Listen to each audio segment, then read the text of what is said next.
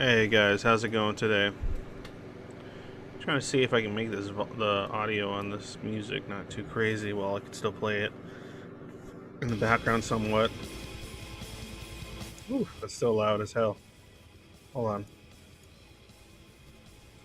Is that still loud? Is that like still too loud? I can lower it more.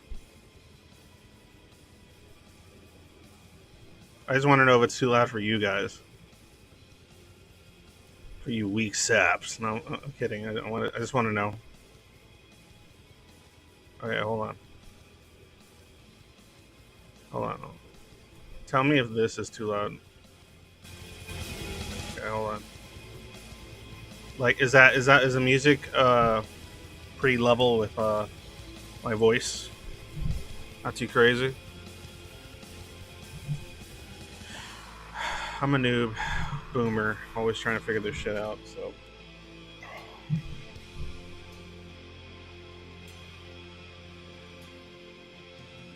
is that all right?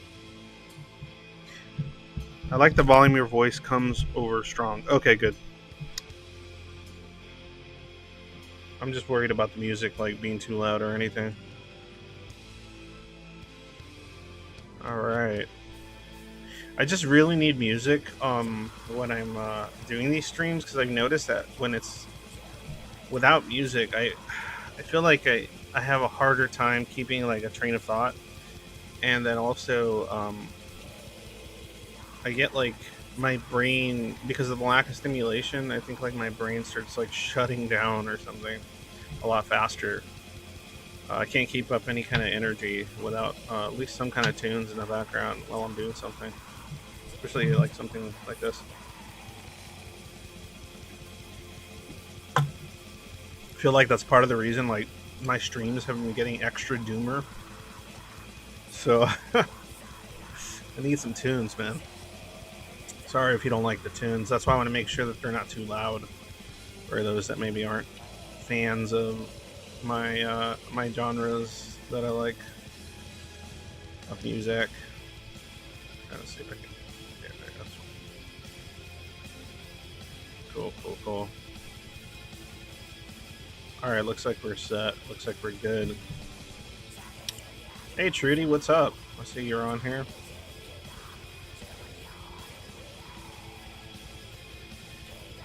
What, it says I got 2 viewers, Elvin and Trudy. I got my I got my BPD fan and my DID fans.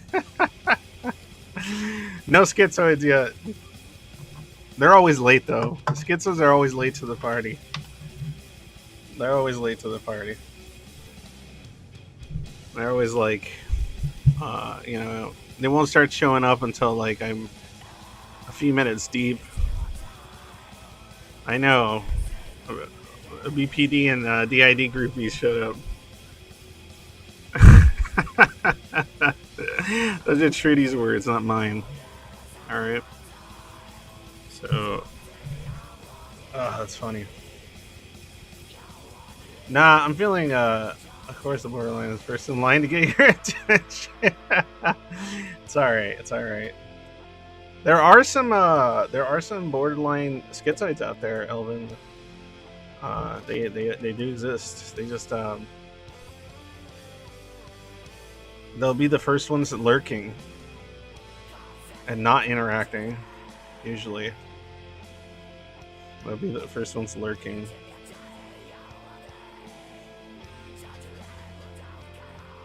Let's see here.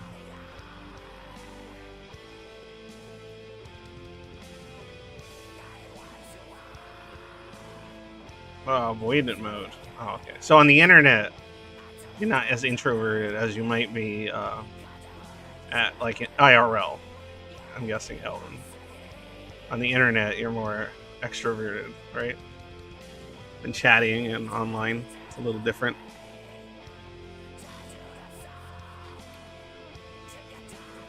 You really do have more viewers than you think with me watching. Yeah, I know when Trudy's watching. When Trudy's watching, because of the DID, she's actually she counts as like 5 people or more. Trudy counts as like 5 people. All her alters count as different viewers. It's too bad that YouTube hasn't caught up to alters. No, yeah, it's really keeping the numbers up. At least, is that why there's 7 views and only 2 people watching? Oh wait, there's 4 people now. Oh, where'd they come from? Hello, 4 people. Yes, I am actually in an okay mood today. I don't know. I've had some conversations with different people, and it's just been all right. I'm okay about like this stuff right now. I'm not necessarily okay with like a lot of stuff regarding my own personal life, but I'm okay with like, I don't know. My mood's okay, I guess. It's a little better than usual, I would say. Yeah, I would say so. So, how do you guys doing today? How's your evening before I start meandering about in my mind and losing track of chat while I ramble about something that I think is important? I wanna be kind of positive today, I guess. It's not that I don't want to be. It's just that I feel that way a little bit. I'm having some positive thoughts about a couple things, so I want to kind of share some of those and talk about that stuff and maybe keep it a little wholesome. I don't know. We'll see. If it gets, dark and dreary, that's fine too, because it's not like it always stays. All good things must come to an end, as they say. Every time I think of that, I think about Star Trek: The Next Generation and how good. Well, no, I don't know how good, but how pretty interesting. It had some really good scenes. The ending of the series had some bad ones too, but whatever. Alvin's in bed with a headache. I'm doing okay though. Well, maybe you should stop banging your head against the walls, Elvin. That might help you not have headaches. Stop breaking your head against mirrors. That might be good.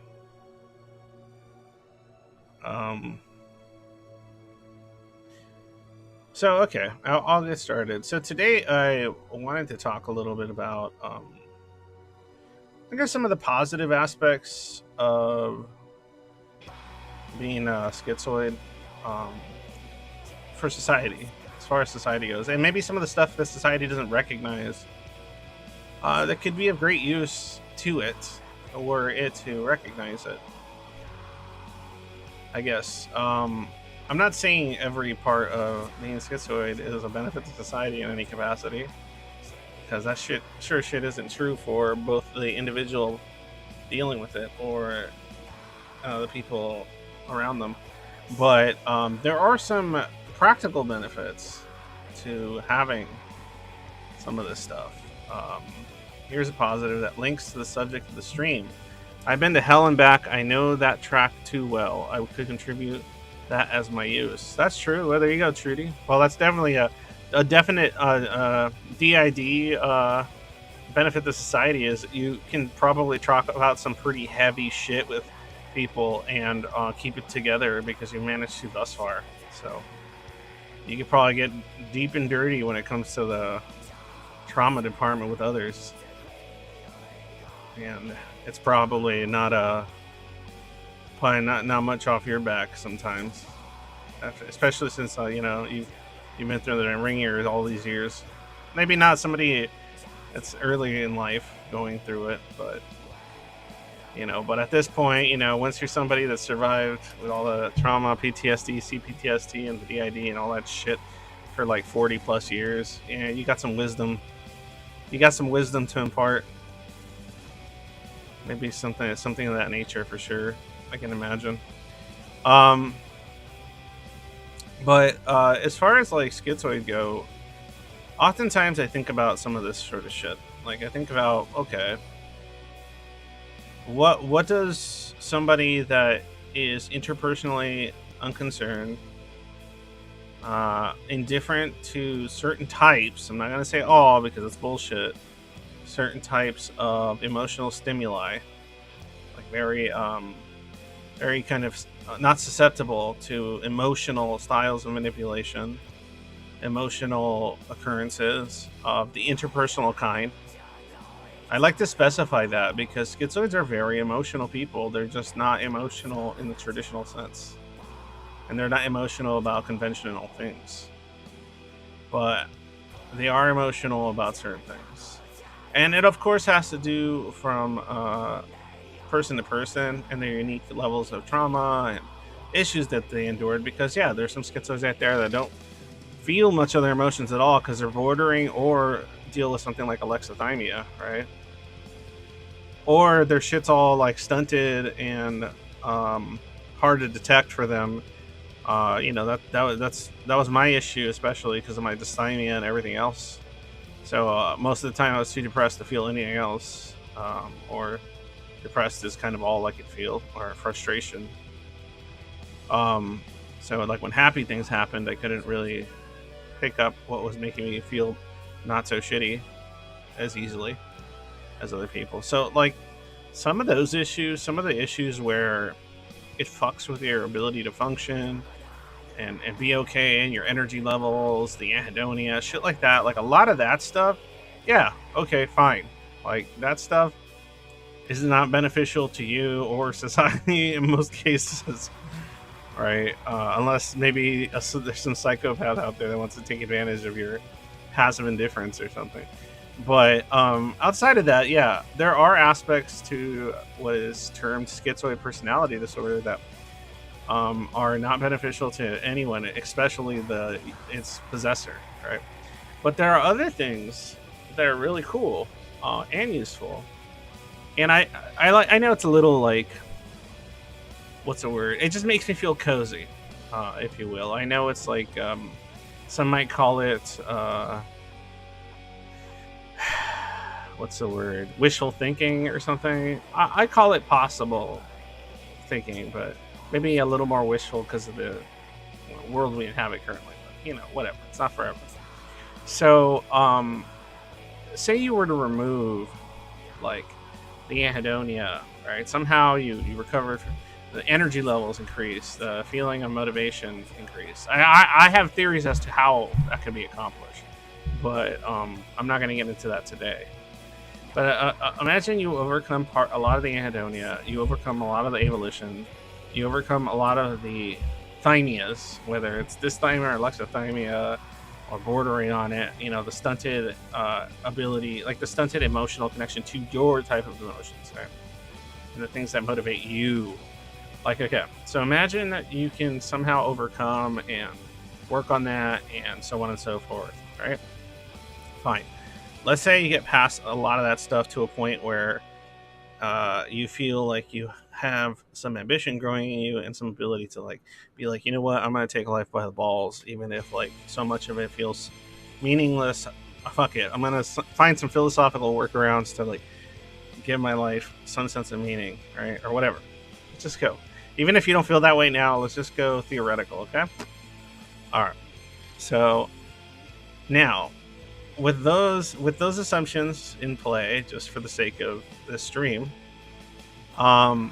what sort of benefits, if you retained some of your disconnect to the interpersonal, like say you retain your disconnect to the conventionally interpersonal, and you retain your disconnect to the conventionally emotional and emotional manipulation of all sorts, like say you retained a lot of those aspects, right? But you felt okay about your existence and yourself, okay? All right. What would be the benefits to society to what's the word? To nurture and promote such an individual, right? That has idiosyncratic preoccupations about life and really abstract ideas about like what is meaningful to them, what matters to them, and a lot of that stuff has nothing to do with the normalized definition of what it is to be interpersonal, right? Or socially driven. Okay, what are the benefits? I mean, off the top of my head, I can name a handful, right? You'd actually. Oh, there we go. Elvin just threw one out. Good one, Elvin. Good one. Okay, so it says Elvin says you'd actually be great at working with cluster Bs by the sounds of it if you're more immune to getting caught up in the drama. Okay, so that's a good example, right? Like maybe the therapy world, the therapy and world, or the counseling world, is a good one for schizoids dealing with specific types of clients. Okay, there you go. Right. Maybe they have an understanding of the literature and how it functions and everything. Maybe they're more stoic, sort of like cognitively empathetic sort of behavior if they develop such skills and ability. Like, oh, there you go. That's an interesting one, right? I don't want to get into them like by myself. I kind of want to have conversations if possible about what that could be like and stuff. Okay, so that's one good example. Another good example I can think of that's really like obvious is somebody that works as a what do you call it? Emergency services type shit, right? Like the kind of stuff where like people usually would be sent into a panic or like a lot of adrenaline going through your body because of like the how scary or intense, emotionally intense certain things could be, right? So maybe in certain types of situations like that, somebody that has some of these schizoid traits can retain their composure, know kind of how to work around some of that stuff, so on and so forth, have those discussions, strategize properly, whatever, and they'll still kind of remain a lot of their composure, which is actually incredibly useful in a situation like that, right? Like if you're somebody working for some kind of emergency related thing, like no one's gonna be like, oh, why aren't you freaking out? No, they want you as stoic and calm as possible in a situation that other people would not be similarly, right? So that's one thing, right? You're describing me, oh my god. But that's one thing, right? That's one aspect that you could say, oh, that could be beneficial, right? We can get into the nitty gritty or the details, or maybe people have examples of such a thing. That'd be interesting to talk about. Okay, so that's another one, right? So we got therapy, right? Counseling, really for people that are very emotional, so that they can actually kind of keep their sort of what's the word? Impassionate, like anything that requires a certain level of being impassionate in the realm of the interpersonal, right? Especially, and the conventionally emotional, not emotional. Remember, I like to clarify that schizoids are emotional, but the conventionally emotional, or what's considered to be conventionally emotional, because most of it is tied to the interpersonal or the social in some degree or another, right? But so think about that. Think about that aspect of the schizoid. What sort of jobs or positions or like parts of society can a person like that fill comfortably, right?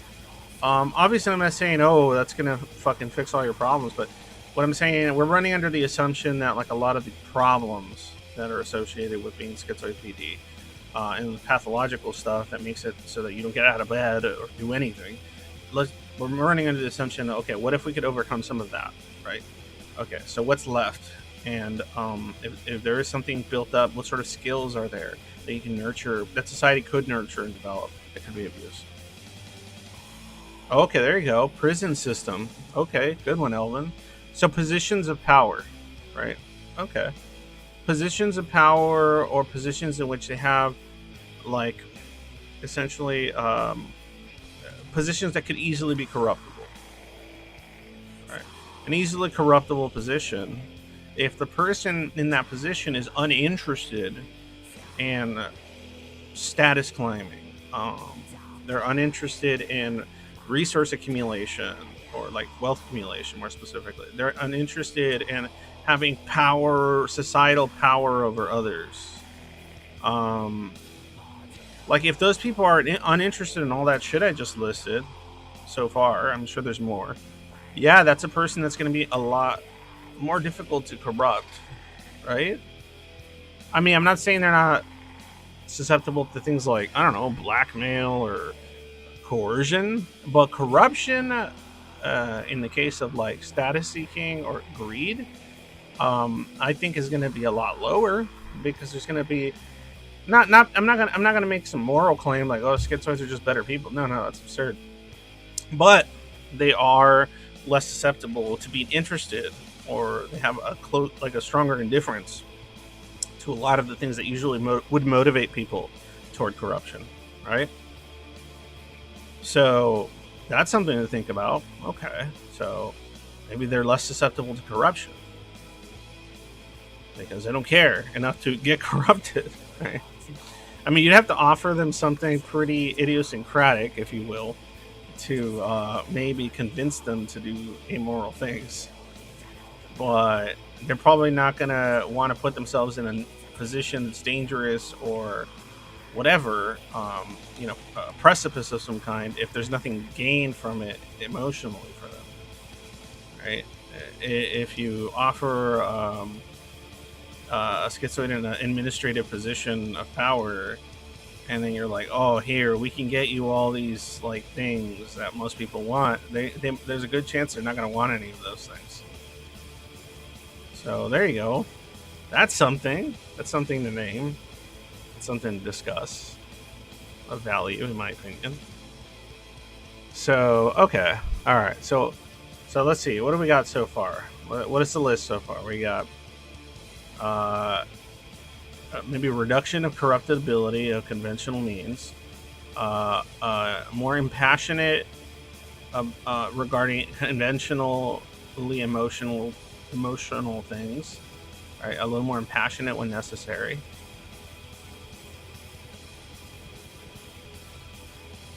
There you go. Oh, recruitment, right? They can do interviews really well because they can base it entirely on the parameters of the job, on what is the requirement. I mean, things like management, in fact, if it was if they wanted efficiency and they didn't want, like, say, nepotism, despotism, again, corruption, right? That's something of interest. So that's again, that's kind of still tied to the like susceptibility to corruption, but also the susceptibility to emotional manipulation. So and conventionally emotional manipulation, conventional forms of corruption, conventional emotionally dramatic situations that would normally have a negative impact on somebody's ability to function, right?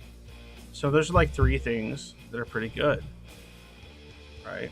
And you can apply those across the board to a bunch of shit, right? Okay. Here, let me name like one or two that are already in my head that that are pretty easy, I think. Here's another one. If the person is indifferent to most social events and gatherings, right, in the world, and they prefer to be, isolated in most cases, not every case, but in a lot of cases, then that means when they're working, if they're in a work environment and they happen to be okay with the work that they do, especially, they'll be able to concentrate on it and stay on task and just kind of, as long as their environment's cozy enough. So I can tell you right now, there's probably a lot of schizoids out there that have all kinds of jobs that if you told them, hey, do you want to just do your job from home and then listen to whatever music you want, and would that make it so you do a way better job and you're less miserable at work, but you'll be like more efficient even than a lot of your peers at completing whatever tasks those are? There's a good chance, yes. And remember, we're running under the assumption that these theoretical schizoids have some of like their other issues a little bit more helped out and kind of regulated, such as like the evolution and the anhedonia, right? Evolution and anhedonia isn't exactly conducive to a work environment or a societal uplifting of any kind, right? But that's, like I said, we're running under this kind of theoretical assumption of, oh, on a good day, if the good days were more often, let's just say, what are the benefits of having schizoid people in various sectors of society? What is it that could be useful, right?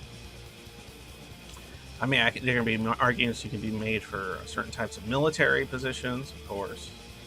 There's arguments that can be made regarding academic positions, administrative positions. Yeah, there's all sorts of stuff that would probably be really frustrating to a lot of people that would look to these positions for easy corruption and manipulation. Yes, BB, give them all the good jobs. I mean, it's kind of true. I, I would give BB a good job if I had a job to give, you know, because I'd be like, oh, I don't have to worry. Like that's the only concern you have to do. Like if you hire somebody that's schizoid, the main concern you have is their anhedonia and their avolition gonna fuck with their ability to do their job, right? And if I as an employer or whatever, I as an institution in society did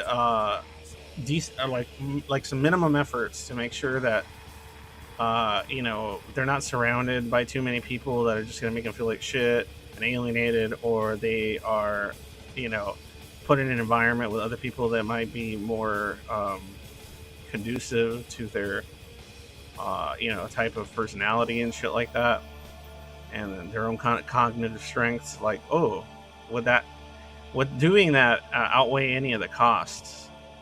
Right? What would be the benefits of that? What kind of efficiency or what kind of useful monster would be unleashing in society? Um, like a fucking beast in some departments. And that's what's interesting, man. Like I've talked to like schizoids that are like super physically fit.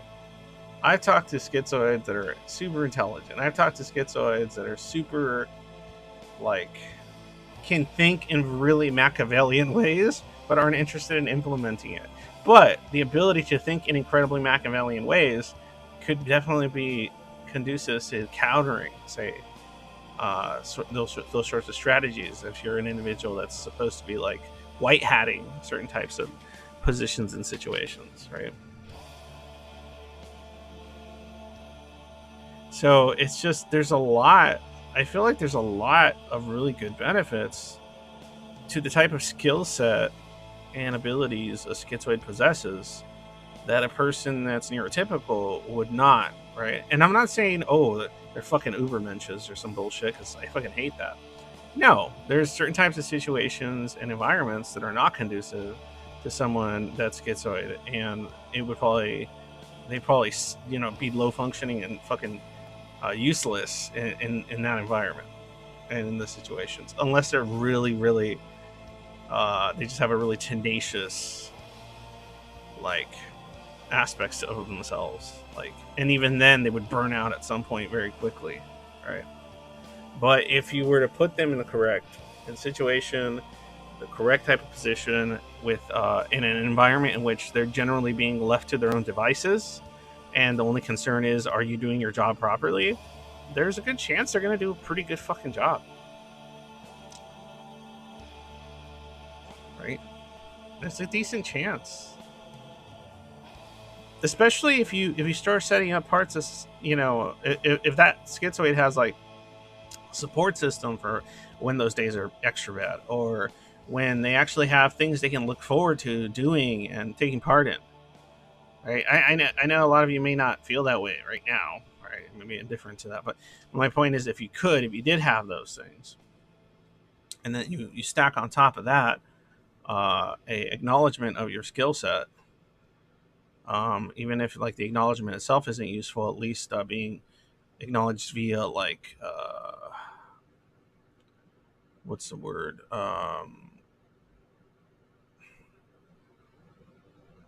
consideration and understanding, then boom, right? You can fucking shoot to the goddamn moon in many regards. I like to think about that sometimes.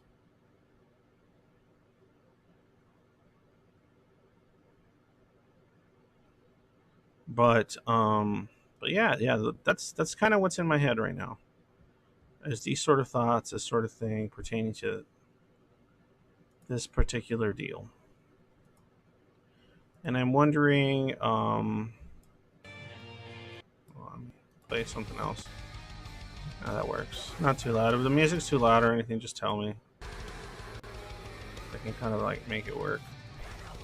Okay. Um, why is it? What the fuck's wrong with this album? Hold on. That one just has issues. All right, let's do this one. Okay. So anyway, as I was saying, like, yeah, I want to hear about. I want to hear what you guys think. I want to hear what some of you guys think about this. Is there arguments to be made here, right? Is there some benefits that outweigh any kind of detriments to having more employees in certain sectors of society that are, well, schizoid, right? And to actually make a environment or create a situation that's a little more conducive to them, more flexibility, and would that basically not only nurture their practical skills, but also their morale, especially if there's at least a few institutions that acknowledge these differences as not necessarily negative, and also assuming that there's a support, an institutional kind of form of support to help these people when things aren't going so great, right? So that they can continue to be beneficial to society in some regard, right? Um, and then of course there's the meta question too. It's always in my mind. If there's more people like this in certain types of positions and are acknowledged as a part, as a valuable part of society, like anyone else, well, not anyone else, but like, active, proactive members that are attempting to take things in a good direction. Would there be not a snowball effect, but would there be a kind of effect across the meta itself, a societal meta, because certain types of behavior would be caught more often, or certain types of behavior wouldn't be as useful, because it wouldn't be as effective if you come across more people like this that aren't affected by that particular type of manipulation or corruption and shit like that. So there's a lot of stuff to think about right there. Right? There's definitely a lot of shit to think about there. Because also, I feel like a lot of schizoids are, though they might not be in tune with a lot of the conventionally emotional, they are in tune with a lot of their emotions in association to, as I often call, like the abstract and the conceptual, right? That's useful too, right? If they can tap into some like unconscious part of a lot of people's minds that they often overlook, but it does have an impact on even like the average normal person, neurotypical person, maybe they can be useful for art, entertainment, music, all forms of stuff, because they might be able to tap into a space more intuitively than your average person. So suddenly, oh, they're useful in this or that department, right? Maybe they're useful to in the world of aesthetics, right? I feel like there's a lot of like artists and like some of them, like there's some really famous artists, filmmakers, directors, actors, whatever, whatever the creative arts in general. There's like a ton of people in that world that are would be considered in the schizo spectrum, or whether it's schizoid or schizotypal, that in another environment might be, I guess, less functional, right, or whatever. Okay. So what if we had things set in place to nurture those people, and all of a sudden you're dealing with artists that are producing things that are just as creative and inspired, but maybe they're not, maybe they're less likely to do a backflip, after finding success, 2-3 years in. Yeah, that's what I'm saying. There's a lot of things in this world. Like people go, "What the fuck's philosophy good for, bro?" Like they'll say, "Philosophy is stupid. You can't get a job being a philosopher." Okay, in most cases, yeah, you're right. You can't get a fucking job being a philosopher. But having an understanding about philosophical ideas, whether you agree with them or don't, Could definitely lend you your ability to create narrative stories, ideas, have very kind of alternative forms of thinking about how to approach problems. Really kind of like metacognitive thinking about societal problems and situations. There's like a lot of shit you can fucking do that can be of great use. Um, but those pesky, that pesky anhedonia and that pesky severe depression and that pesky panic disorder and that pesky avolition and that pesky alexithymia and that pesky whatever is always getting in the fucking way, right? It's always getting in the fucking way. And some of the pathology that develops because of the fucking PTSD or CPTSD that a lot of schizoids deal with. Ryan's logic. I think the 9 to 5 setup is hard for someone like me because being that consistent is really hard. Yeah, but what if it's about 9 to 5, right? Or what if it is about hours being consecutive? Like, what if Ryan, let's just say Ryan, schizoid Ryan, can work, instead of working 8 hours a day, schizoid Ryan can work 10 hours a day, but in increments of like 3 hours throughout like the course, right? Like, what if there's like other alternative forms of being functional for a specific type of work, right? Overnight shit, I don't know. But at the same time, it would require an acceptance of very unconventional forms of working. But in turn, you would receive more hours or more dedication and more focus on that type of work, right? Because they're less inclined to be distracted by certain types of other things. I don't know. Maybe, maybe not. I don't know. There's an argument to be made. There's something to think about that, right? You're less likely to, run late for work and not go to your job, or do badly at your job because you were out partying all night, or you were, busy chasing a romantic interest, or you were busy smooching this, or maybe you manage your money better because you're not spending money on like name brand shit and status items. Like you buy what do you call it? You buy things in your life that are more pragmatic, or what's sensible. That's the word. Like your money control is more sensible because you're not like, oh, I don't need the most expensive or the status associated items of clothing, vehicles, or any of that because you just don't care, right? Because you just don't care. So it isn't because like, oh, it's not even you being sensible. It's intuitive, which is even better than someone with like, say, the willpower to not care. But instead of it being requiring willpower, it's just intuitive. It's just an intuitive nature, right? Like there might be people out there that like they have to will themselves to not be affected by like status seeking behavior and things of that nature, right? Like it's something like they have to like think about and philosophize on and really like understand, and then like they get to a place in their life where they stop caring or something, right? Most kids that I've ever I've spoken to, that's just intuitive. Like they don't care about that shit. They're just like, I don't. Why do I need the expensive clothes and the expensive car and the expensive water and the expensive soda and the expensive food and the expensive like they just look at that shit and they go, I don't get it. Maybe if they received a reward, like a psychological reward from that sort of shit, that they would be like, oh, I get it, and so that's why you go for it, right? That's why I don't judge people for doing stuff like that. I can be judgmental about somebody living outside their means, right? But once they achieve a certain level of means, if they like to spend their money and their resources on status seeking behavior or items or status associated stuff, honestly, like in my mind, I go, I don't fucking get it, but that's because I get zero emotional reward out of that. I get nothing. They get something. So that's why they're motivated to do it. But if you got individuals that are intuitively unmotivated to do that and motivated to do other things, well, they're probably going to be pretty fucking good at certain things that your average person aren't going to be good at. Everyone has disorders. Right? No, yeah, no human is perfect. That's for fucking sure.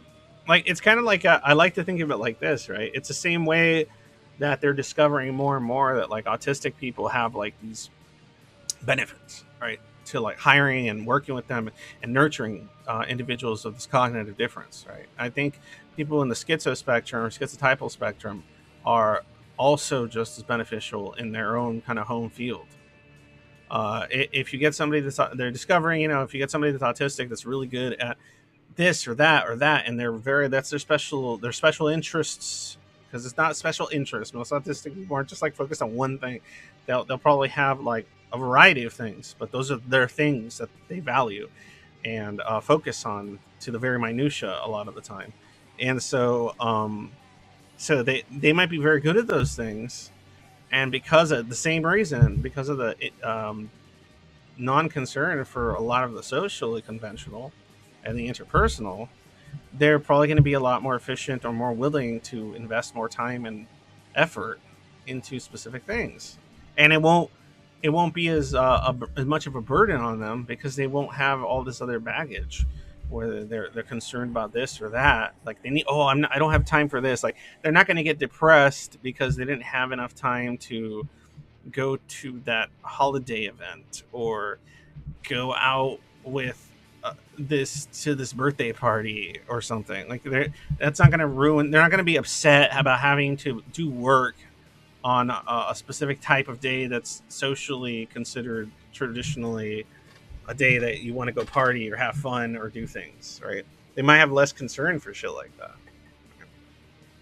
So they'll work holidays, right? They'll work on their birthday because they're just like, birthdays are stupid. I don't care about them, and then they'll just go work on them. I've talked to a lot of schizoids that are like, yeah, at my job, I don't take any holidays off, so I get all the overtime, or I get the pay time, like I get the time and a half on my job because they don't care about holidays. They don't care about a lot of socially constructed shit. So that can be abuse, right? I don't know. There's a lot there. There's a lot there. A judge, right? The law. That might be a good spot for certain types of schizoids, right? Because maybe one that has a passion, right, already has an internal passion or interest in things of that nature, law and order and shit like that. Ooh, okay. How to create a more efficient, functional society as far as that stuff goes, so that it's they're more likely to be left alone and not bothered by, impending apocalyptic dystopian scenarios. I don't know. There's a lot to work with there. There's a lot to talk about.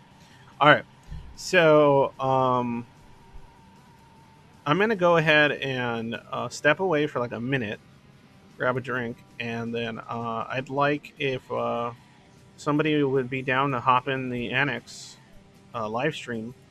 I'll unmute, and I'm going to be down to talk about this subject with whoever wants to jump on. And the subject being, what could be theoretically the societal benefits of people with schizoid PD, or let's just say schizoid personality, because when I say schizoid PD, it implies all the not so great aspects that would make you less functional, right?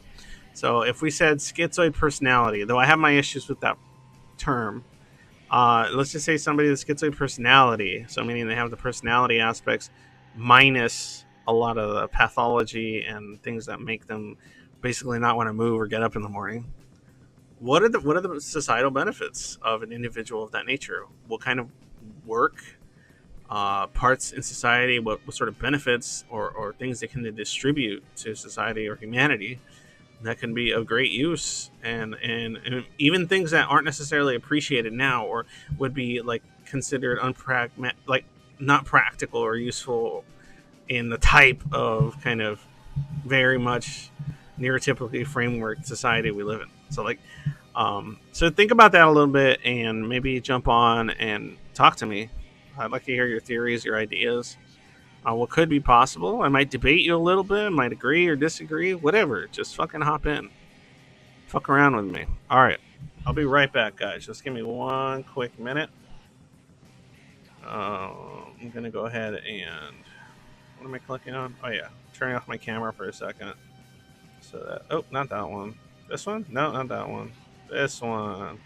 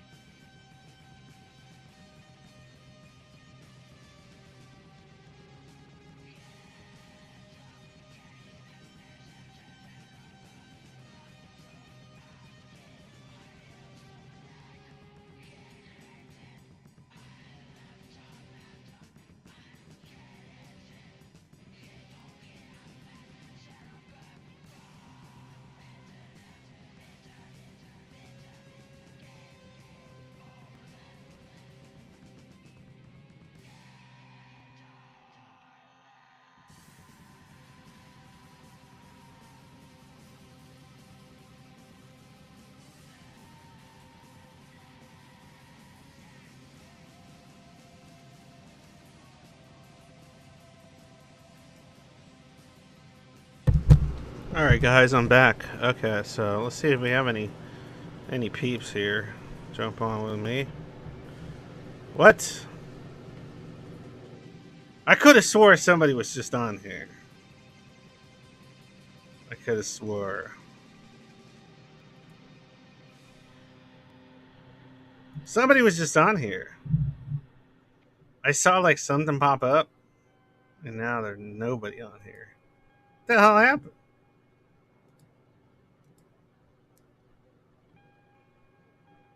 Who was it? Which one of you popped in here? Oh, then come back on, Ryan. Come back on, Ryan. Come on, hop back in. I don't bite. Or I may. But no, I don't actually. I don't bite at all. I'm tired. I dream nice things, and now I'm exhausted. But that's okay. I don't know what kind of dream is that, Trudy. When you're exhausted, nice things, and now you're exhausted. That's a whole different kind of dream there, Trudy. It's a different ballpark of dream. All right, let's see here. Okay, let me unmute myself here. Boom. Hold on. Am I? Can you hear me, Ryan? Hold on. Maybe you can't. Hold on. Hold on. What? Oh, wait. You're deaf and muted. I'm not. You are. Did I? Oh, I didn't make you deaf and mute. I know you made yourself that way.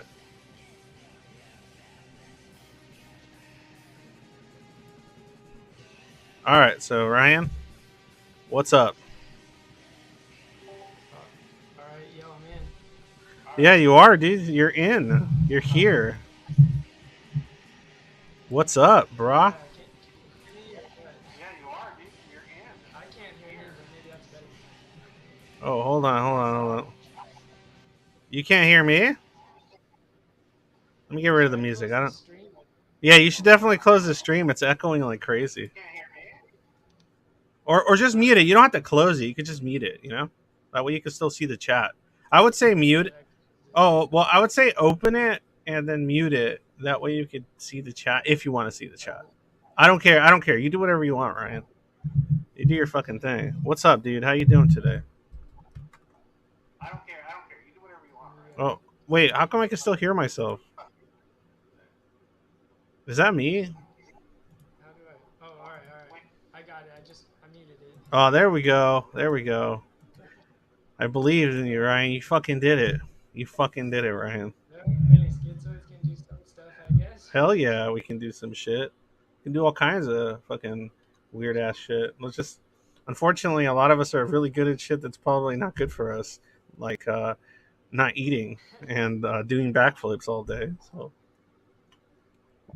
or at least wanting to. Okay, so I took off the music because I don't want to fuck with figuring out the audio.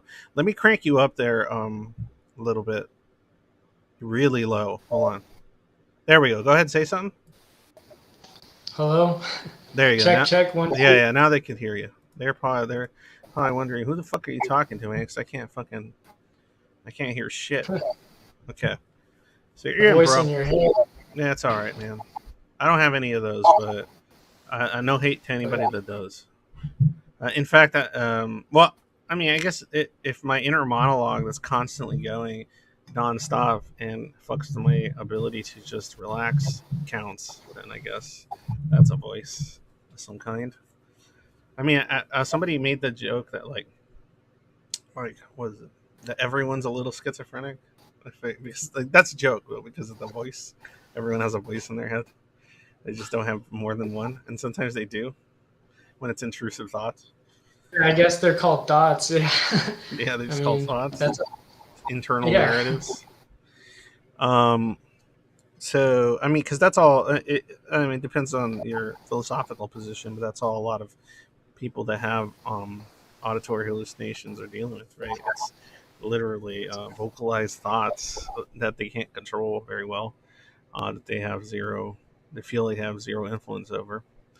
So it's all thoughts. It's all thoughts in We the gotta end. talk about that work stuff or what the problems with work because I might have stuff to say on Oh that. hell yeah, let's go. I'm just rambling because that's what I always do.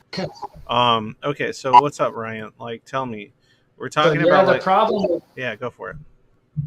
jobs for me is like consistency. It's like I may get hired, but then it's like after a week, I'm just like I don't give a shit about coming to work, you know. And What then makes, it's yeah, what makes you think like, just like the money doesn't mean anything. Like none of it means like the social status. Like it just loses its meaning. Like for whatever reason. Like I don't know if other schizoid people experience it like that heavy, but that's me. what, like I'm curious, like, okay, so you go to what? Okay, when you look for a job and you get a job, why were you looking for a job? Why are you working? It's usually like this social shame. It's like curing from that sort of shame of like you don't work, you're not a contributor. You want to like get out of that shame. It's like a little curse. So what stops you from going? You know what?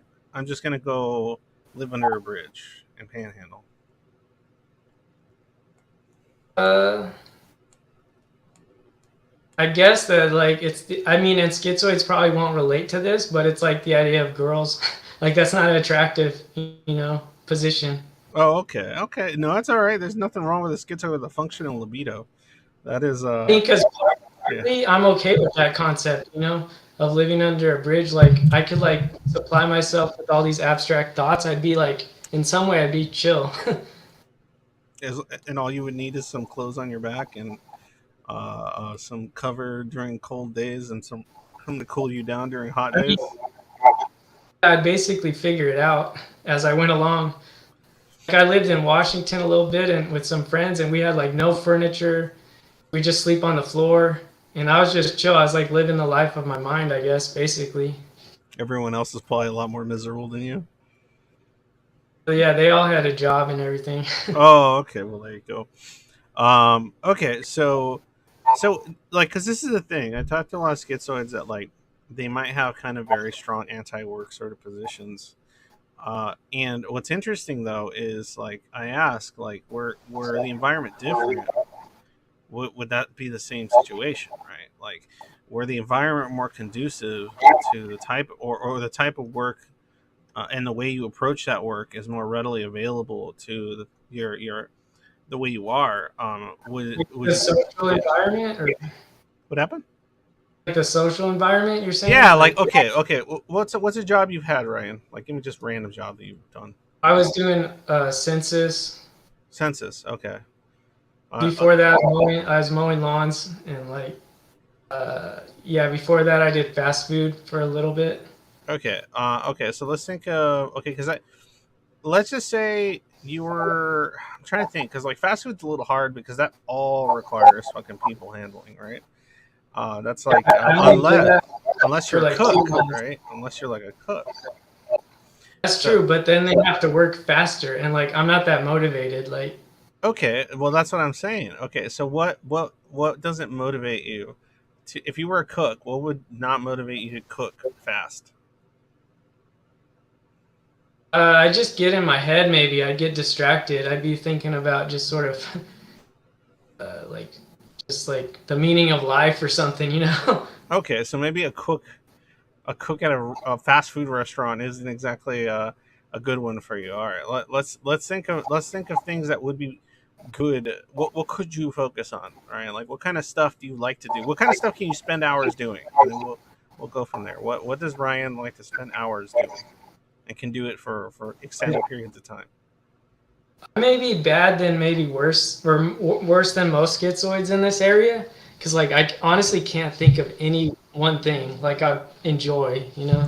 Well, no one's asking you to enjoy it. What I'm asking you is what can you do for extended periods of time efficiently? Uh, like hiking or I thought of like yeah ranger job that might be chill like Okay, out there in you go. Okay, so you can hike for and walk and be in the outdoors for what, hours, days at a time if you yeah, have supplies. No yeah I problem. totally feel like total homeostatic equilibrium like I could exist like that. Okay, well there you go, man. Okay, so if you could find work that was associated with the things that do motivate you, which is maybe outdoors, kind of nature based sort of work positions where you're working a little more isolated, but still have access to other human beings as you feel is necessary. Maybe just the internet. Like, say your job was to be, what if it's like a ranger type position or something where it might not necessarily be that, but it might be something where you're working outdoors and you get to be a tour guide, right? Or whatever. Maybe not a tour. Oh, maybe a tour guide if he's got a script and he just sticks to it. Um, Like so even the idea of like me waking up and having to relocate myself for some reason I, like that fails to like get me going what sometimes. do you mean? Explain that. I'm curious. Like say you have a job and like you wake up at your house, Uh you huh. got to relocate yourself to your work, and I'm just like I Okay, so like you the want to freedom live out. like You want to live out in the forest and work out in the forest, or the no rainforest, it's or just the like desert, or whatever the fuck climate you like. well, anything that presents itself to me as a responsibility is like my soul rejects it for whatever reason. What It's like even are there no responsibilities that you like at all? Like, are there um any responsibilities that you will uphold because you value them? You consider them responsibilities you care about? Like I'm in a position in my life where like maybe I've made myself this way to where I have like no real responsibilities. You know? So to introduce a responsibility, like yeah, that'd be hard. So you don't want any. It's just they don't like stir me up. They don't motivate me. Okay, Like what would it take to motivate you? What would it take to make Ryan go, question. "Oh, I feel like doing these things that are called responsibilities"? uh, What yeah, about necessity? yeah. Like if my dad was still around and he's like, "I'm gonna kick you out of the house if you don't get a job." Like I've thought about that Okay, before. okay, Maybe that would inspire me or whatever. to Like you do don't it. want Okay, so outside of coercion, you don't think anything would get you go moving? I mean, okay, look, I'm just it's asking because I'm something. trying to figure it out. I don't want to get too personal, like No, because I betrayed too much of myself, and like don't want to go there. It's like no, yeah, it yeah, yeah. I'm not like trying to get personal. Are you okay with me mentioning that yeah. you do kind of work of your own? Wait, what's up? Are you okay with me talking Are you, about? Huh? Hello? oh, like the stuff I post on my channel and Yeah. stuff? Are you okay with me mentioning that? Well, Yeah, you I said guess it. that's Fuck, you gave yeah. It yourself feels away. like it does feel like work because I could just totally not do that. Okay, I'd why be do you do it? What the fuck's the point? Like, why does why is there a Ryan's Logic channel where you just upload I guess it's things this that are in longing your head to and connect. songs you like to sing? It's this longing to connect with someone like out there. Like social connection. I Yeah, guess. but why would that require you to record something and put it on the internet instead of just say, I don't know, like just going on a Schizoid server and just lurking and then maybe chatting with people, and that wouldn't require you to actually do any work? That's an interesting question. I feel like I could be reaching someone like way far out there that like needs help or something, or just Oh, needs someone that something. needs help. Someone that needs help. Why do you give a shit about people that need help? Because I've been there, because I maybe still partially am there. Okay, Like so I've been depressed. I'm not depressed right now, yeah, but yeah. No, I get it, but why does people needing help motivate you to do any kind of work? uh, that's true. That does motivate me. Yeah. Why? Um, I mean, if you don't have the answer, that's okay. Maybe you haven't quite figured that out. But it's like this sense of like just the other. You just want to connect with the other so bad. Like it's maybe like you sense that you can save yourself by helping one other person. It's like maybe the sense that the self is like what do you drowning. what are you saving yourself from though, Ryan? I mean, you said it. You don't got responsibilities. You don't have to worry about doing anything. Just from being like like a useless person. Like not And having a job, so doing so nothing. not wanting to be useless is motivating. Yeah, to a degree. But then there's also conflicted that sort of anti-society feeling and all that stuff. Yeah, that's what I'm saying. So if society was doing or it presented more rewards that Ryan would like, but also was conducive to your interests in, say, helping others or mitigating other people's suffering that you relate to or whatever, then would that be a motivating type work? Yeah, potentially, maybe. Potentially, Yeah. right? Maybe. Like It's like what society. huh? My view on society is that it's sort of destructive. Like in every So I way, or don't, is it just the way it's built or I don't, I don't, organized? Like I just don't trust it. you don't trust it because of the way it's set up right now. Um, like I've been 5150 before, and like there's certain things that just happened to me that really just broke my trust in the whole system, just whole, Yeah, that's what I'm human saying. stuff. So it would take some form of institutional change or institutional opportunity or positions that maybe positions that are kind of counter institutional in some regard, or are positions that are levies and checks to some of the negative aspects of society. Maybe that's the kind of thing that's motivating. I mean, that's just Yeah, a thought. potentially, like if it's a chill environment, like I used to work at a dive shop, and you get the feeling that there's just like real people there, and it's just chill. Like Yeah, I don't know. sincerity, right? That's what's funny. A lot of schizoids are looking for sincerity in a world that doesn't possess a lot of it a lot of the time. Well, there's straight up this idea that I'm working to make some other dude rich. That just makes me want to vomit. Like, What if that other dude getting rich is using that money to do something that you find principally better? What if it's a guy using it in some way? Like, what if he's living a humble life and he's using all the proceeds towards something of use? if I could believe that, yeah, I know, I get that's it. my problem. No, I no, don't trust it. absolutely. No, I'm just giving you theoreticals, bro. They might be pipe dreams. I'm just presenting shit, you know. Um, and the reason I'm going to okay. No, you don't have to You're fine, Trudy. I like when you ramble in chat. Nobody's saying anything anyway. You're just rambling your shit. Do your thing. Um, no, it's because like one of the Say more things. stuff. Say more stuff. Fuck it. Um, one of the things that so one of the skills or whatever that I've kind of developed working on this project, working with a lot of schizoids, talking to them, and I'm not a therapist. I'm just an advice giver. Because that's all I can do. Because I got my master's in history instead of fucking counseling or something. Like a fucking idiot.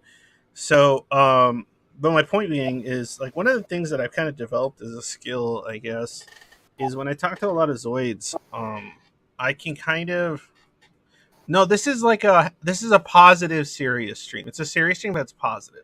So it's okay. Tay, it doesn't matter. I don't care. Tay, I don't care if it's a fucking miserable ass stream. You could always jump on and doodle. I don't give a fuck. Tay. Just fucking jump on. Maybe it's because you don't want to hear the sad shit. And that's okay. I can respect that because you don't want to get down. Now this is a positive serious stream. How about that? Uplifting, maybe? It's a weird word for me. Okay. So one of the skills I've developed is because I had to do it for myself was shifting through a lot of my own schizoid bullshit. Are you talking about like thoughts or stuff, like abstract stuff, or? Well, just my own thoughts that inhibit me from being able to find any kind of motivation or ambition in doing anything, right? Like I've had to combat my ability to want to just lay there unmoving and rot. So Tay, come on, jump on, jump on. So politely, of course. Well, he sent me on the stream. So I've had to combat this shit for like I don't know, probably a lot longer than a lot of people that might listen to my streams and might jump on my channel, right? Because a lot of people, most of my demographic, at least according to analytics, are people in their 20s, right? So which makes sense, technology wise and everything else. But the point being is that like I've shifted through a lot of the kind of self-made, self-constructed, more pathological bullshit that comes with being schizoid. I sure as shit am not fucking like happy with everything because I have very abstract depression. Like my depression and my dysthymia is strongly associated to like kind of like real meta shit that like probably won't find a solution within my lifetime or beyond. So, but my point being is I can find ways to shift through these ideas that sometimes schizoids present, and I go, wait, but what about this? What about this? Like, there's a lot of these weird contradictions that I was doing all the time in my 20s. Do you think most of those ideas are basically just bullshit? No, it's not that they're. It's not that they're. I think that some of the self-contradicting ideas and some of the I don't call it bullshit more or less, but it's more like really kind of they're like maladaptations. Some might call it that, and some people might call them like pathological, like intrusive type thinking, or black and white, or certain types of splitting, as some people like to call it. Whatever. There's like different terms for it, but there's certain types of thoughts. I like to say thoughts that like a lot of schizoids get stuck on, and then they kind of like they keep like perpetuating those same like thoughts, and they start doing some self-fulfilling prophecy type shit all the time to themselves, and it might not hurt anybody around them a lot of the times, but it sure as shit makes it so they don't want to get up in the morning or do anything. Hold on one second. Hold on.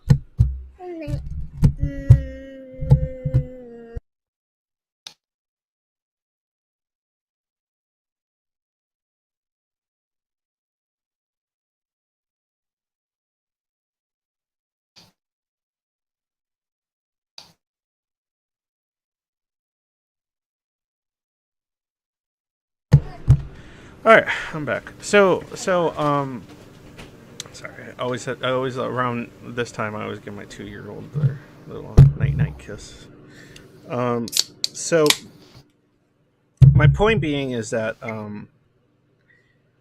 there's certain things that like schizoids say all the time, especially in their 20s, that I'm just like, did you think about this? Did you know that what you're seeing contradicts this, contradicts that? Did you know maybe there's these like philosophical kind of sort of questions that you might not be asking about your assertions that you've kind of really cemented in yourself? And then I go, oh shit! Like a lot of times they go, oh okay, well that's something to think about. Because I don't think I'm some fucking guy that's some fucking guru piece of shit that's just gonna be like coming up with shit that's gonna help them. No, like what I like to do is I like to bring up certain things, and then that person goes, oh, I didn't think about that, and then I go, yeah, think about that, and then they do their own thing, you know, like they go do their own shit with it, and then I go, whatever. Like you do whatever the fuck you're gonna do with that. And I just noticed that sometimes when I do that, it makes them think about things that make them feel a little bit better later when they mull it over. So Like maybe like most people aren't truly nihilists, or like they don't want to be, you know. well, I mean, they don't. Nobody. I mean, because that's the thing. I think because I'm an like I talk about all the time. I'm an optimistic nihilist, right? Oh, Tay, were you gonna? Did you want to talk, or were you gonna do your drawings today?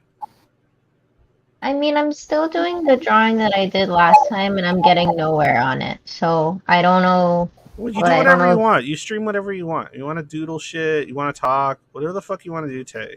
You're always fucking welcome here. All Um, right, I'll share my screen, and you can click away from it, so it just shows gray in the in the stream. but what gray? What are you talking about? Yeah, whenever you click away from the Discord thing, it'll whatever screen share No, thing that goes away. So there's a way I could fucking fix it, but I fuck it up a lot of the time. So just do it. is that I'm a idiot okay? ass boomer. We'll do that. We'll do that. Don't Okay, worry. we'll do that. Okay. Okay, and I'll All figure it right. out as I go. Okay. All right. Have fun. I'm gonna go on mute. All right, you mute yourself. Nobody wants to hear you anyway. Um, but my point is, Ryan, it's just that, like, dude, like, there's certain types of things that like make us get into these patterns of just like, why give a fuck? Nothing matters. I'm gonna die. Whatever. Like, and That besides the thoughts, besides that, don't you think this experience of rotting is just comfortable to some people? yeah, I mean, like for some people, I'm okay. Look, I have some stuff about my own philosophical perspectives that some people would consider to be kind of black pilling, but I consider to be white pilling. So for me, you know. So like, you know, like I have certain Yeah, kind to of me the idea that life is meaningless like was actually like good, but like my grandma's like, oh, that's dark. I hate that. no, yeah, I get it. Like I'm in, I like the idea of intrinsically meaningless existence. But I Um, feel like don't you have to construct, then you can construct some meaning from there. But you have to yeah, deconstruct first all the meaning. yeah, and That's the honestly, idea when of it's a all human body. yours that you make, it's pretty cool. I don't know. I like it. I like it that way.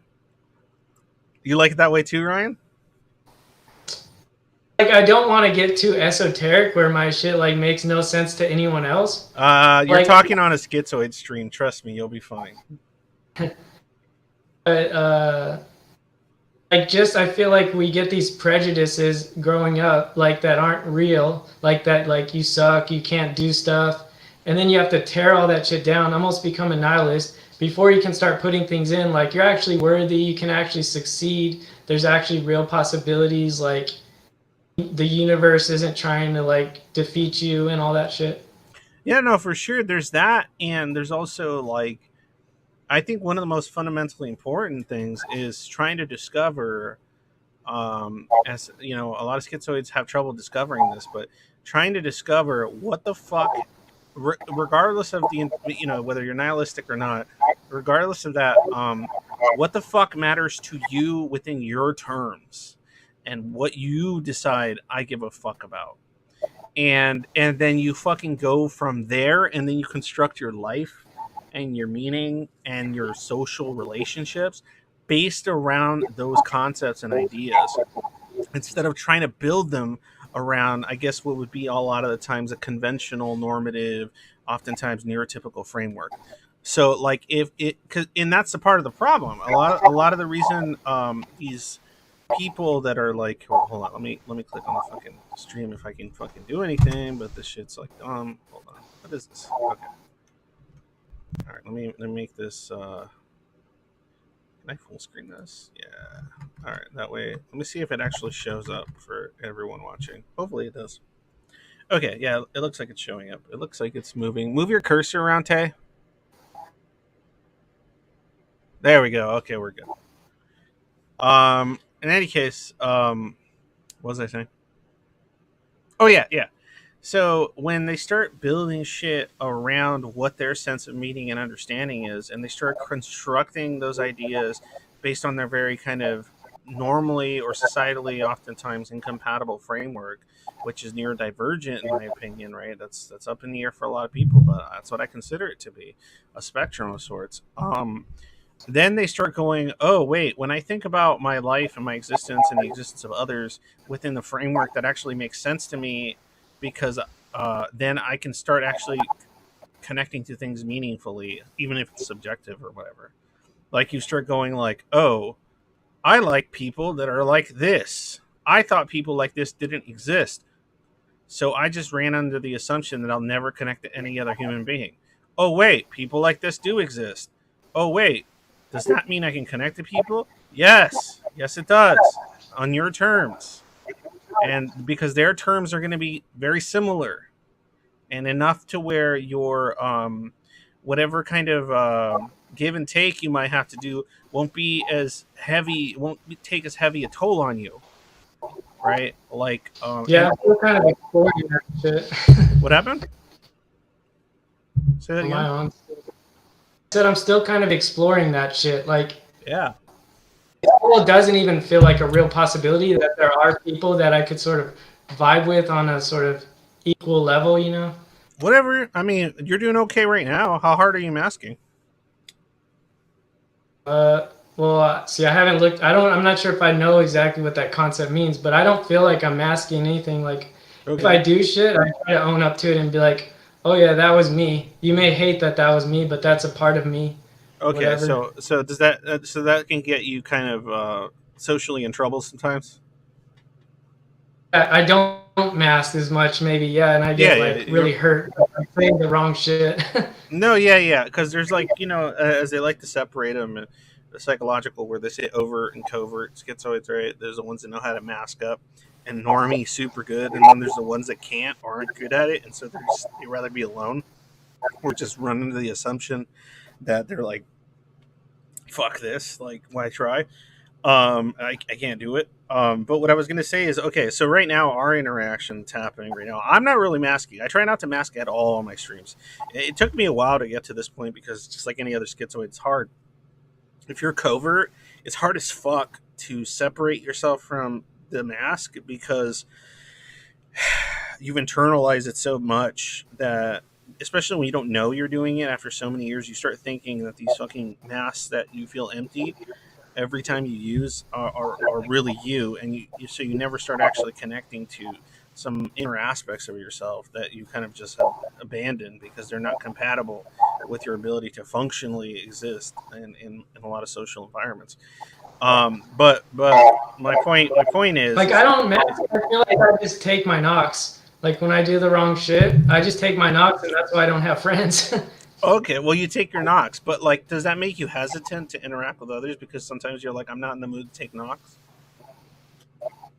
I usually explain it as like that person's not chill, like, and I don't really try too hard to interact with them. How? Okay, so so as long as the I mean, maybe people are all my chill, you're friends were comfortable. fine. Yeah.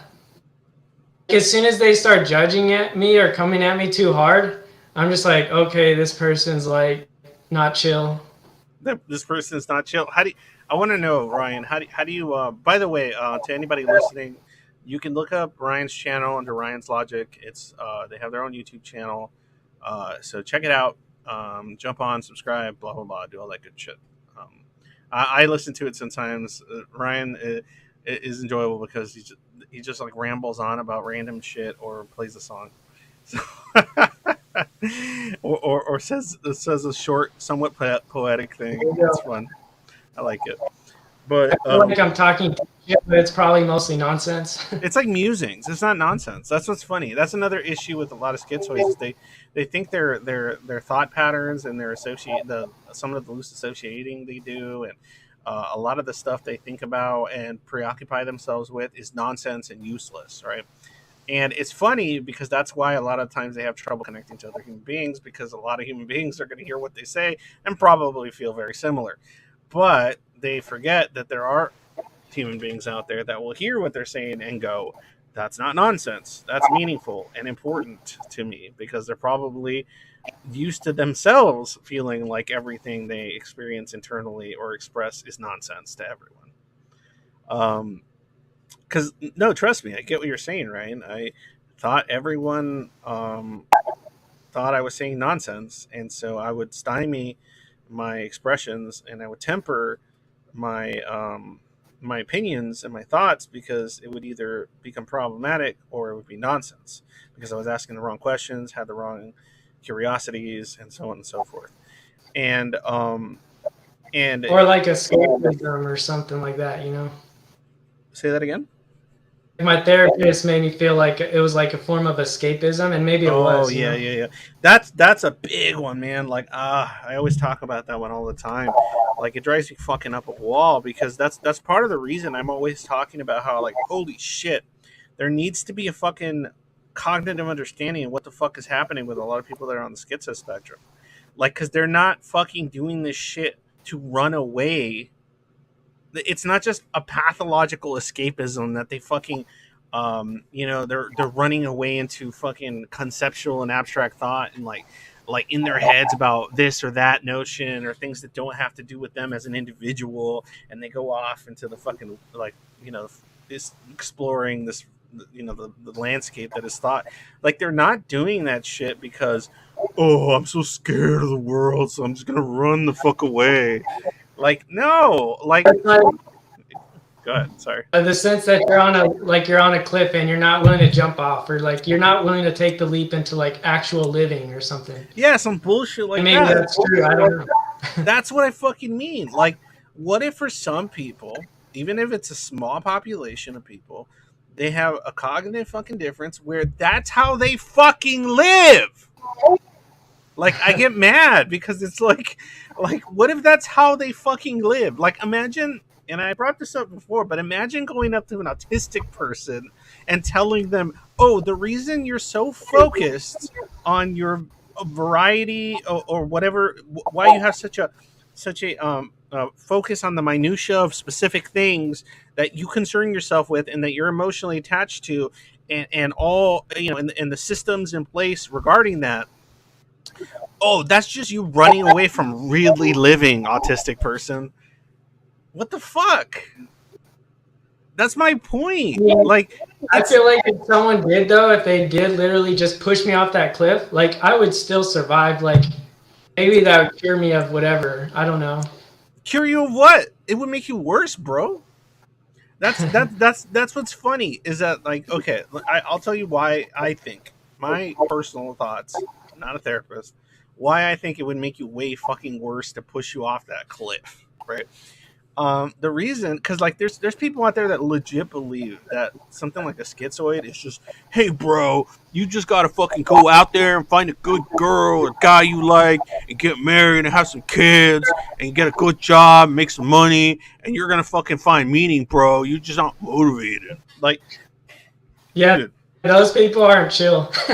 huh? Aren't chill? Yeah, those are the kinds of people I'd say aren't chill. Yeah. Okay, so this is my point. Like, I I think they're pathological in their own way. I don't even think they're normal. no, no, but that's the thing. Like, they're probably, but the stuff they're trying to inspire might be effective on the right person. If you got like this is my argument. If you got a neurotypical person and you had a dude bro tell them that, and that was, you know, buff and motivated, they actually might be good for them. That might actually make them go, oh, I'm going to do these things, and those things will actually make them feel better. Like, there's people out there that literally are in a depression, and then there is a reward system that exists in front of them that they're having trouble achieving because they can't fucking like get themselves to move, and once they do, all of a sudden, oh, they're fucking feeling better, right? But in the case of people with a neurodivergence of this kind, a different cognitive sort of spectrum, you're going to push them, and then they're going to go, okay, maybe you're right. Like, maybe philosophically or intellectually, they're going to go, well, it makes sense. I'm a human being, so the things that human beings like would also motivate me. So then, yes, maybe the problem is that I'm not trying hard enough, right? I used to think that shit, right? For myself in my 20s, and then I would fucking do the things, and then I would still feel like shit, and then I would get the supposed rewards, and I didn't care about the rewards. Like, I was just like, I don't Do care you ever about get this. that? Huh? Do you get that advice from people that's like, oh, you just do the thing long enough and then it will start to give you meaning? Like, I get that advice from so many people, and I'm Yeah, like, I've and done that thing so many times, and every time it doesn't do what you're saying. yeah, well, that's because in my position is that when someone's schizoid, like legit schizoid and is on that schizotypal spectrum, they're not gonna find meaning in shit like that, dude. They're just gonna feel like, okay, like these things are not rewarding. I'm doing the things you said I'm supposed to do. Yeah, see, look, hey, bro, just wage slave until your death, then it will all make sense. BB. See, but that's the thing, BB. There's people out there that will wage slave until their death and die happy, bro. Like, that's what's crazy, BB. I don't know if you understand that, man. Like, I don't know. Like, tell me, do you acknowledge that there's definitely a large swath of the human population that will wage slave and, you know, have kids and all that shit and status climb and then fucking die like fulfilled? Like, bro, they exist. That's probably a large portion of the population that find their meaning in interpersonal connection. And as long as they got that fucking going for them, they're not gonna give it. They're not gonna give a shit about like this like principled, high conceptual, abstract fucking forms of meaning and shit like that. They're not gonna give a fuck about that. They're gonna be like, that's stupid. I don't care about that. They don't care. They're gonna their end goal will be achieved, which is die happy, die full of meaning. I'm not saying everyone does that, but I'm saying like I'm sure it's happened. Yeah. Who's to say that their life is a tragedy if they're happy? You know. That's not true. I think because we want to be happy too, bro. We just want to be happy different. That's like that's my point. That's kind of what I talk about oftentimes. Is that like I think schizoids want to be happy too. Schizotypals, people on the schizo spectrum want to be happy too. They just want to be a different kind of happy. There's different things that make them happy, or maybe they're not looking for happy. They're looking for meaning, and meaning by proxy will make them happy. Whatever the fuck, some philosophical meaning, right? Like maybe some people just internally need this more abstract sense of meaning in order to achieve self-actualization, in order to feel more joyful about their existence, right? And things of an interpersonal nature and a material nature are just not going to fucking cut it for these people. And because the world is designed and built around interpersonal and material like rewards, people like this are just going to sit around with their dick in their hands and wondering what the fuck they're doing existing. And that's kind of what I'm trying to kind of talk about here. And I think also, I think there are benefits to society that if you nurtured people like this, it would be beneficial to neurotypical society. What if it's like you need people to tell people like, hey, don't walk off that cliff? Because some people are just so dumb. They're just like, I'm just going head off this cliff. Like, it looks great. Yeah, but this is the thing. You're seeing it as a cliff, right? Okay, so let me just. Well, like, but yeah, you're like seeing it as a people cliff that because you're seeing it like, as a negative. Like, Because- they're just going to lift that 300-pound bell bar and then drop it on themselves because they're just so about being yoked. BB, I don't think many people like working until their death. You're right. They don't like working on. They like working on shit they care about, BB, until their death. They like working on and doing things and putting their energy toward things that they find meaningful until their death. Yes, but the things that like a fucking schizoid finds meaningful, I think, are going to be fundamentally different than the things that a neurotypical person are going to find meaningful. And so it just really fucking depends. Things like community, things like interpersonal connection are going to be, if those aspects are being fulfilled to their fullest, a lot of people are going to be pretty happy with their existence, even if it requires them to say do work of some kind that isn't necessarily their favorite choice, because they're connecting with their coworkers, they're connecting with their authority figures, they're connecting with their family, they're connecting with their romantic interest. So they're getting all this fulfillment from that kind of shit, right? Meanwhile, a lot of schizoids aren't going to get fulfillment from a lot of that stuff. They're going to get fulfillment from doing something they feel is meaningful in their own subjective fashion, and then working toward that. And if a lot of those things don't fall in line with what society deems meaningful, they're going to be miserable. They're going to feel like shit. It's so funny to me because it's like, okay, this is why it makes me laugh. Okay, and I know it's a little crazy. This is, I think these are some of like the portions of my brain that maybe somebody out there would consider delusion or schizotypal or some shit or whatever they fucking. It's just, to me, it seems so fucking simple. It seems so fucking simple.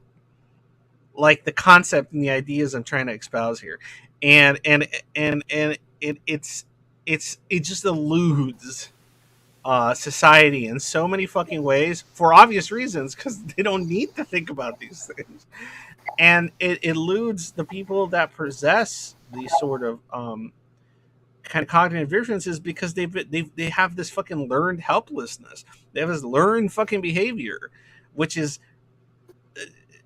the world around you is never going to be able to satisfy your reward system because your reward system's too fucked up, different, idiosyncratic or whatever.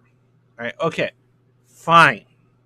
That might have been the case for sure in many instances.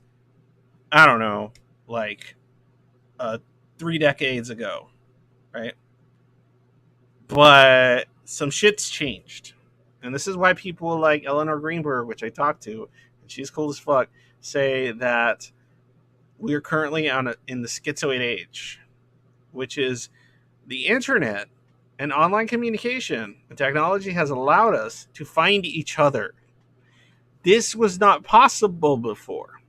This couldn't be done. Me streaming as a schizoid, talking to other schizoids or people that get it, creating a schizoid fucking server, and any of that other shit would not be fucking possible in any other age of humanity, right? But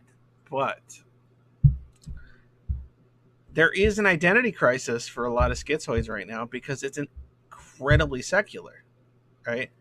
And so a lot of schizoids thrived in certain types of spiritually functioning societies because the spiritual or the philosophical, when it was at its height, when it was considered a respectable thing to take a part in, and it was a integral part of society, then all of a sudden those people were being left the fuck alone, right? Because if you were a schizoid and you decided, okay, like imagine this, Ryan, you're a fucking schizoid and you live in like a very very much like monotheistic Abrahamic religion society, right? And then all of a sudden, you like, I don't like people. I'm more interested in philosophy and theology. And then they're like, oh, so you want to meditate all day and think about philosophical theological thought and then just fucking not take part in the interpersonal and status climbing or any of that shit? Oh, okay, why don't you just go join a monastery and fucking do that shit all goddamn day? And then you're like, yeah. And then you do that and you're like fucking doing that shit all day. And then people, like, even though nobody's going, oh, that's a really cool guy, they're going, that's a respectable, wise sort of position. That's like a thing that people do that is an integral part of society's glue, is to have these guys that live in monasteries that hand down wisdom and thoughts that we then put in books or in some kind of like speeches or something, and then distribute to the masses, or share that wisdom with aristocracy, which then somehow use that to manage the masses better. Like it's just it's so fucking funny to me, because I feel like the most like devout and uncorruptible, uh, like priests, monks, shamans, fucking whatever, were either they're on the schizophrenia spectrum or the schizo spectrum. They were fucking either schizoids or schizotypal or some shit like that, because they were so fucking fundamentally concerned with like these like big questions that they didn't give a shit intuitively. They just didn't give a shit about, having reproducing and having children and Like, see, what things are of like that the nature. important aspects? I guess you're naming those right now. Oh, wait, say it again. That they like, like what the things they neglected basically, or like the things they didn't focus on. Like for me, it's like I don't really take into account like other people's like conscious, like their conscious thought processes Mhm. very often. Like I do like notice like how they react to things, Mhm. and like then form like an idea of them, but I don't like their conscious thoughts or something. Like I Yeah, try to even like try to understand or like think about. Like other people do that a lot, it seems. no, yeah, they do that all the time. But that's because there's an interpersonal component to why they're doing that, right? Like you might preoccupy, because this is one thing I've heard a lot from schizoids. This is like very very common, is that they tell me that, oh, I'm not interested in people, but I'm interested in people. Do you know what I'm saying when I say that, Al?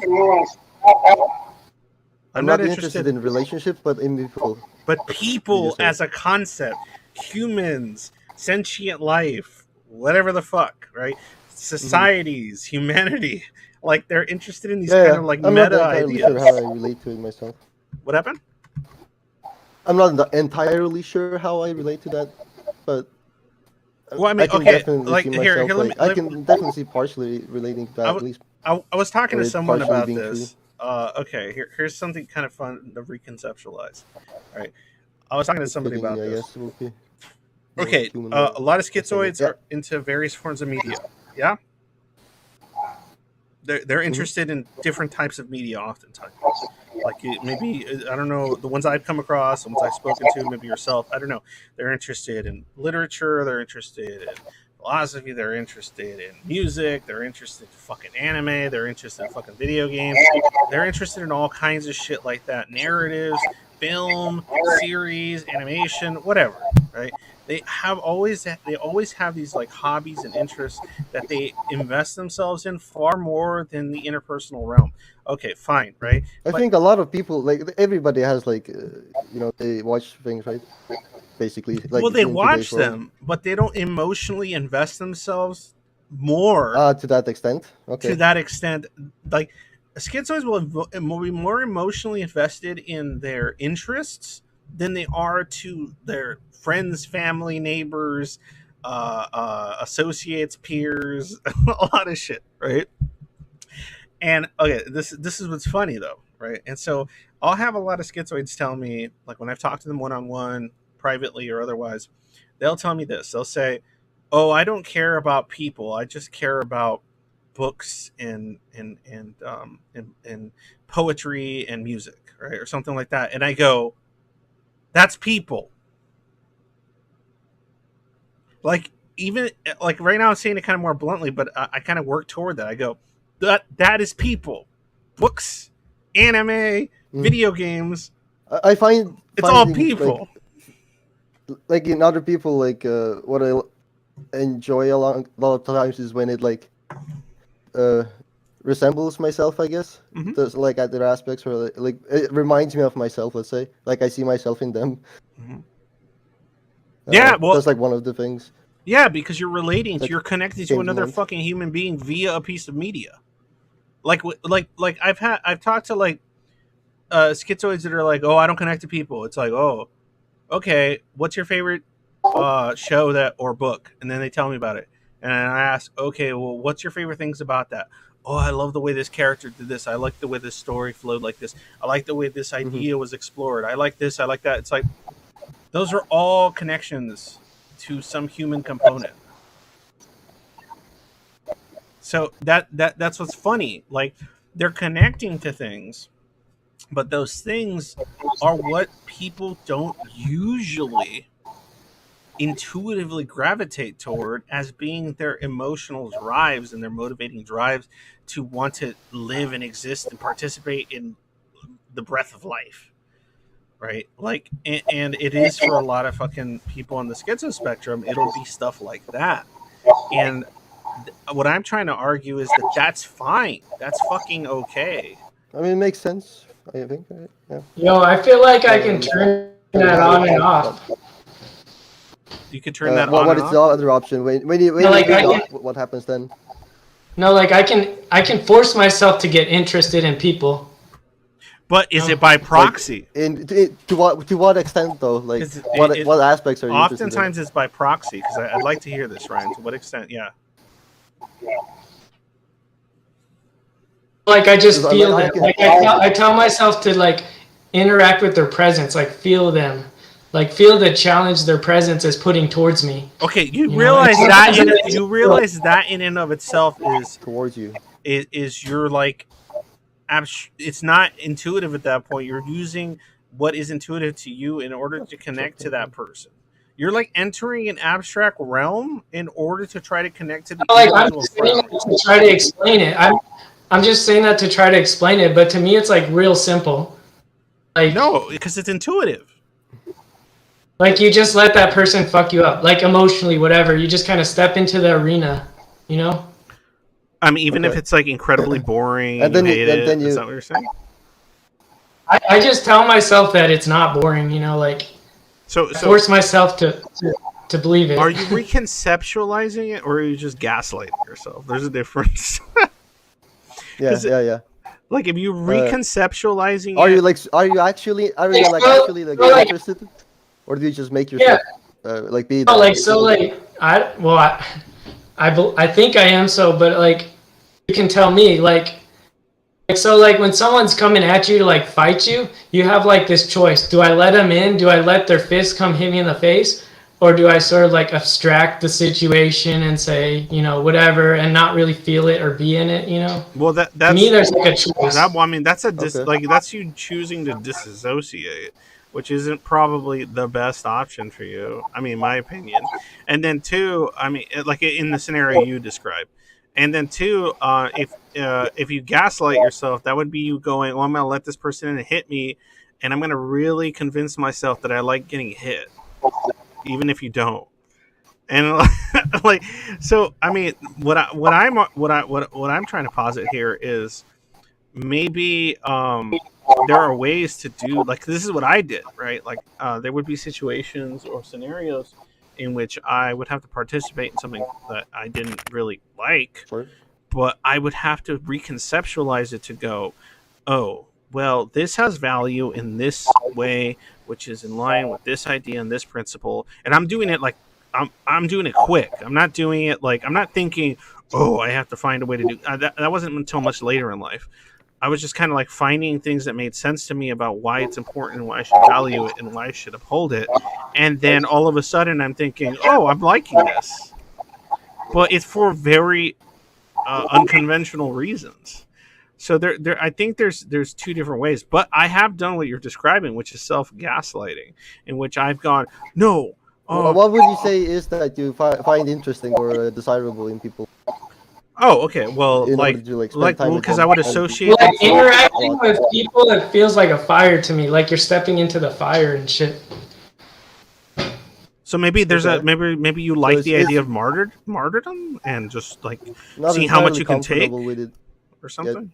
It's an experience. Like it's comfortable for me to just think about sort of math concepts and stuff, but like there's also this sort of at-hand experience that's like saying like participate in this or whatever. And Yeah, like- you're bathing in the experience sense. regardless of how uncomfortable it is, because you think there's a value in experience in and of itself as a concept. well, it feels like an was so imperative. long. Like Okay. I mean, but nonetheless, it's still a very abstract thing you're doing.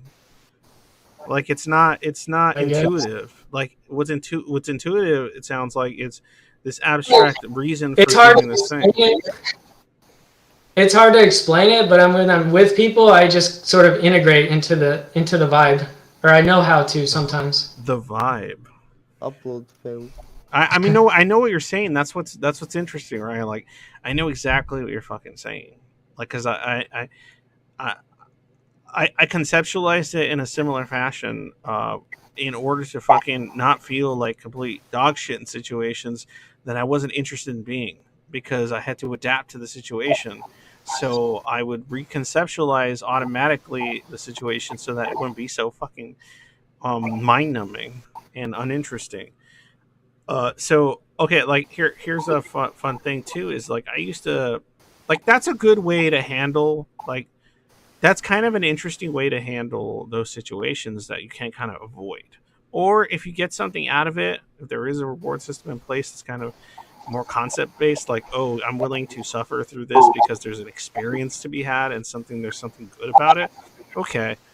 But the only problem with the because I used to do I'm this gonna peace thing out where, now. See you around. oh, for sure, Al. Thanks for joining. Yeah. Yeah. One of the problems with like, say, continuously going, I can enjoy the things they enjoy the way they enjoy them, and I will, because I am human. Like, I would do this kind of shit, and then I would kind of I would think I'm enjoying it while it's happening, and I'm going, yeah, I'm into this. I like this. And then after it's all said and I'm done, not under an illusion that I'm enjoying it. I'll be like, no, this shit sucks, but I feel like I'm at least growing as a person through this experience. I don't know. it's all abstract as fuck, man. That's what I'm saying. I love it. I'm not like laughing because like I think it's dumb. I just like totally get it, man. Like, that's, I mean, trying to put it in words, it sounds like abstract shit, but it's not that way when I feel it. yeah, because when you feel it, it's just your feelings, bro. Yeah, I guess. Right? But that's what I'm saying. Like, that's kind of what I say. Like, like that's where your feelings are connected to this, like maybe this idea of experience and expanding yourself, right? And you think the process of doing these things does that, and so thus you Or like, some emotional connection. I see me. I see me in that other person, you know? Yeah, because like maybe you have an idea about how humans are all sentient life in some capacity or another, or are very similar, and we're all suffering together and we're all living together, and there's parts of each other we can find in one another regardless. No, it's not even an idea. It's like this thing can die just like I can die. And, Yeah. you know, we're both, you know. For sure, bro. Like I feel you on that one, because I think about like this stuff. That's why when I try to advocate and talk about this stuff, I like to stop some of the Zoids I talk to from saying stuff like either I'm worse or I'm beneath humanity or I'm above it. Right? Like when they try to make statements about how I am this inhuman thing, right? Or they try to say, "Oh, I'm an Ubermensch." I'm like, those are both wrong. You're just a I don't fucking believe person. that stuff. No, that's good. You're one step ahead, bro. Because like, there's a lot of Zoids out there that believe one of those two things about themselves a lot of the time in some degree. And honestly, I don't even judge or talk shit about that because I was there and I absolutely fucking understand why somebody would be in that position because it's fucking cope. This shit hard. This shit's fucking painful. I feel like they haven't reached the point of their loneliness yet. Like it hasn't hit them. Well, I mean, it could have hit. No, that's the thing. It could hit them, but they could go the cope once it hits because it's so fucking painful and so difficult. Is I'm better or I'm above. I transcended like pathetic human irrational emotion and thought and shit like that. They'll start either having thoughts like that to fucking deal with Yeah. it, or they'll like fucking completely immerse themselves in the tragedy and the suffering, and just that's the path to black flips right there. And so like they'll think I am an inhuman thing that should not exist and does not have purpose and nothing has purpose. See, but all that stuff, that's like a dialogue that goes on entirely in your head. Yeah. Like the way I hear it from that is like actually interacting with people and feeling like rejected and stuff. Like Yeah, or I mean, or what? I mean, that's one way to do it, right? Like you can find because you can reconceptualize what is the human experience, and then understand what it is other human beings, even if they're very different than you, are experiencing, and then see what things correlate together. But I'll be honest, even though that has some meaning and there is some value in that, Ryan, um, I think that only can take a person like this so far, and they're still looking to be able to at least communicate and connect with people that understand them on their fucking wavelength, not just them trying to understand what pieces of themselves connect to the whole of humanity, but at least trying to find more people in their lives that can connect to them beyond like these kind of very tangential meta connections. Right? They want a more direct connection to another human being. that feels like a big problem because I feel like most people like don't want any part in the schizoid experience. They're just like, oh, that shit sucks. Like the closer they get to me, it's like they reach a point where they're like, oh, I don't want this, and then they leave my life or whatever. Or you leave their life, right? Well, I mean, I'm still here rotting, you know, but No, I'm not yeah, going anywhere. but like, wouldn't it be cool to like find people that, well, one you could either rot with, or one you can figure out a way to stop rotting together, and it would make sense. Yeah, I say that second one sounds better, you know. Stop rotting together, yes. Sometimes rotting with No, yeah, will stop, yeah. stop the rot. But my point is, sometimes rotting with, connecting through the rotting with, can lead to that. Because you want to be able to at least feel like, oh wait, somebody's suffering the same way I do, and then they're both thinking there's no solution. But wait a minute. Oh wait, I'm actually connecting to somebody. Oh wait, maybe there is a solution. Oh, maybe there is hope. Maybe there is some shit we can do about this. Oh no, look at that. I'm starting to develop thoughts that aren't so fucking rotty. And so then all of a sudden, oh wait, there's 2 people. Oh, there's 3 people. There's 5 people like this. Oh, there's a whole fucking group of people dealing with this shit. What the fuck? Maybe there's individuals I could actually connect to in some capacity, even if it's not all of them. So, Does it have any physical basis whatsoever, or does this have any what? physical basis? Explain what you mean by physical basis. I'm not discussing the metaphysical. I'm kind of discussing the patently psychological. Well, like, is there a physical experience? Like, is there a physical condition that's creating the experience? Like, is it like a gut thing? You know, is it like something like a diet? Okay, it's literally okay. If you want to talk a physics, it's very okay. If you want to go like, if you want to get real nitty gritty, fucking like, if you want to talk, biological, fucking motivating chemical bullshit. Okay, fine. There is definitely that. I'm not going to use like super in depth wording for it, but If you have a reward system in place that hits the right notes in your brain, and your reward system is based on a incompatible uh, system that doesn't correlate with most aspects of what does connect people to each other, but then you suddenly find other human beings that you can actually gain mutual value system slash rewards from each other, from your own species or whatever the fuck, then you are going to physically start getting positive results from your brain, in your brain, going, oh, I feel good, this feels good, this makes sense, I like this. And then you go, oh wait, I want to do this more, these things are nice.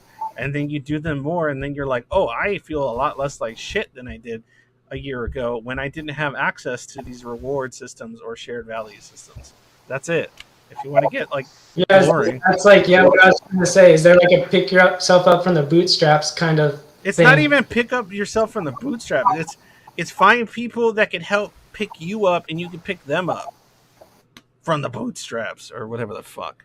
It's not you by yourself doing it. It's you go find people that finally go, I can value connect, I can emotionally connect to you because you have similar connections to very unconventional things that most people I come across don't.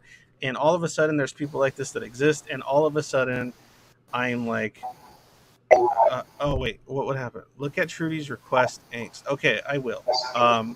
So that's my point. That's my point. There is a brain chemical materialist fucking explanation for why this shit would work, right? Because if you want to look into it, if you want like studies or whatever on this idea, Can you um, cut the cycle? Can you like cut the cycle just by like working within your conscious experience?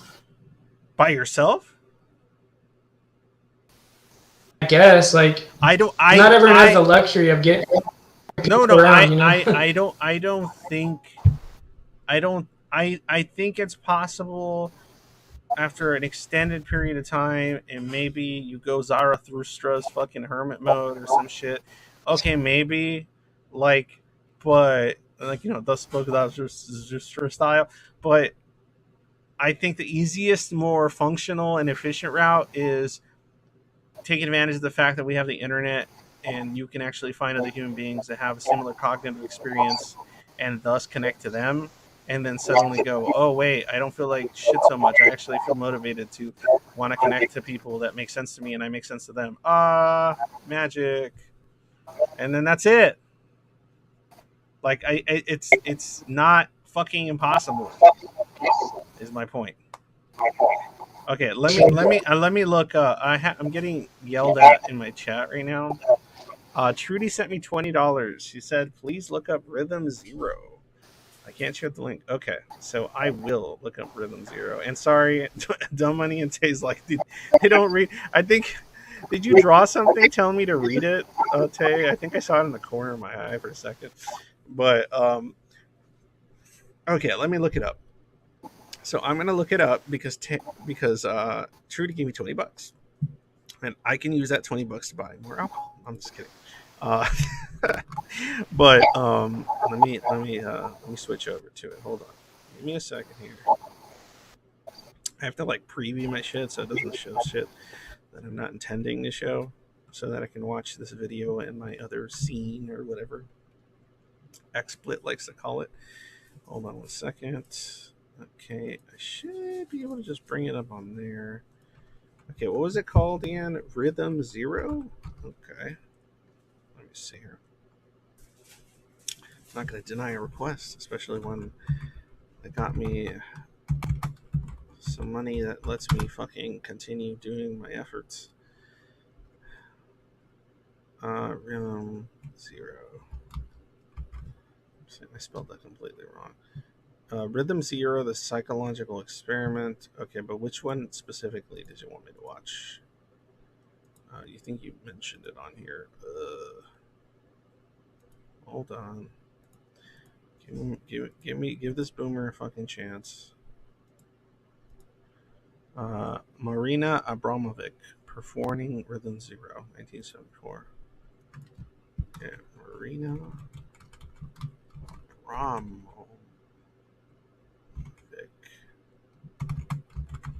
Rhythm Zero, 1974. Let's see if I can find this. Okay, cool. I think I found it. The Marina Abramovic Institute. Okay, cool. I think I found it. It's like, is it like 3 or 4 minutes or something? Like 3 minutes to change. Okay, cool. All right. Look, I think I see it. It's right here. So, is that right? Is that the right one, Trudy? Hanks can read. Yeah, I can read. Fucking yes, I can read. Hey, I got caught up. All right, I got excited. That was a fun conversation. Was that fun, Ryan? I thought that conversation was enjoyable so far, even though it's me just rambling about most of the time. I wish people would tell me to shut up more often. They never do. All right, I'm gonna watch this video now. Okay, let me switch over here. Yes, apply. Okay, because I wasn't actually gonna watch videos, but I forgot people can actually ask me. Boom! Look, I'm switching. Okay, there we go. Okay, one second, guys. I gotta say goodnight to the kid. To a kid? To my kid. Good night. Get some rest. All right. So, all right, we're gonna watch this. I don't know what it is. I want to watch it. Let me turn up the volume too. Yeah, somebody drops a 20 on me, I'm gonna fucking just play it. Like, I don't care what it is, especially if it's on YouTube. I'm not too worried. And if it's something cool, fun to watch. Okay. Okay. Where the fuck is the audio? Yeah, the audio's all the way up. Should be good.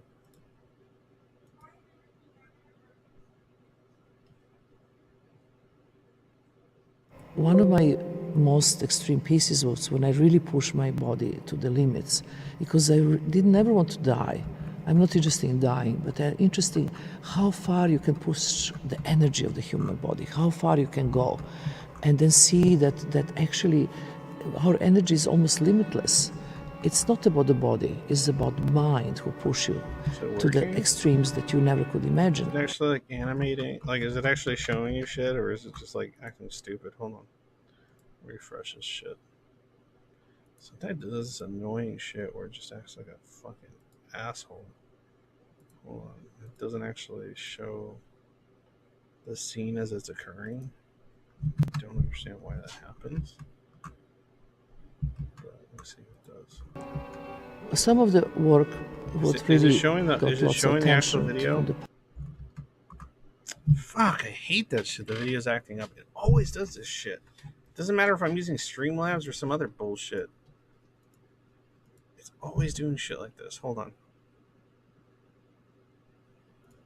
I have to like do a whole fucking process to make it work. I'm hitting refresh, but it's acting like, oh, I don't fucking understand what's happening.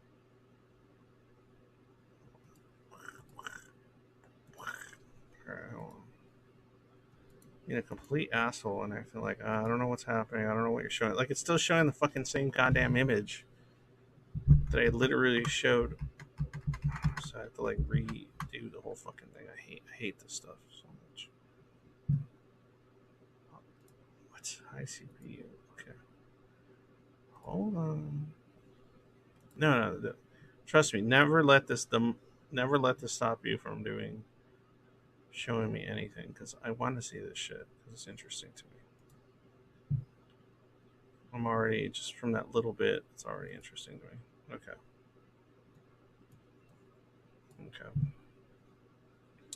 That's not where I'm at in the video. Is it showing?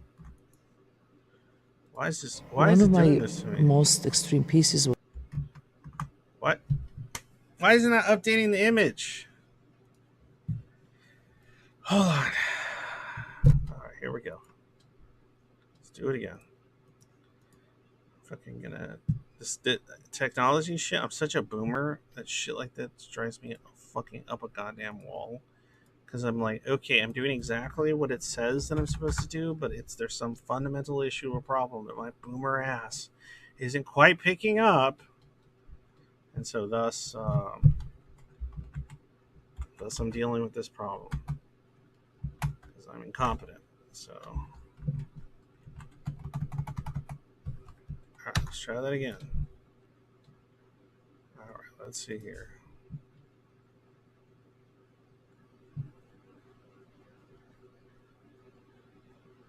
See if I can do this again. Now there's like, maybe I'll just watch this one. Maybe this one will happen. This is only like 5 minutes. I'll watch this explanation or whatever. Maybe this will be more use to me. Hold on. Okay, hold on. Looks like it's showing. It's actually showing it, guys? It's showing it. Alright, cool. This is a different one.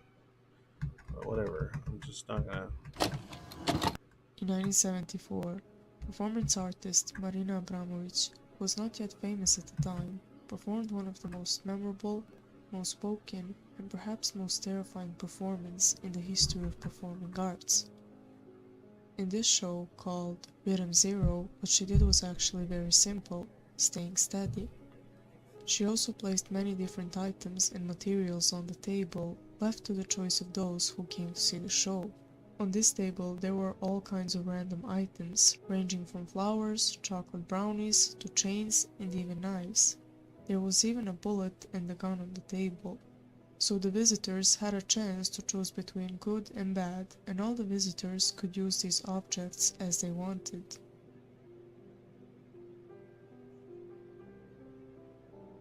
During the whole show, the woman would be as passive as a lifeless object. Her aim was to impose herself as a living work of art. Wait, what did it say? Was it going to tell me the rest of what it said? However, she was not aware that this 6-hour performance trial would turn into one of the worst days of her life.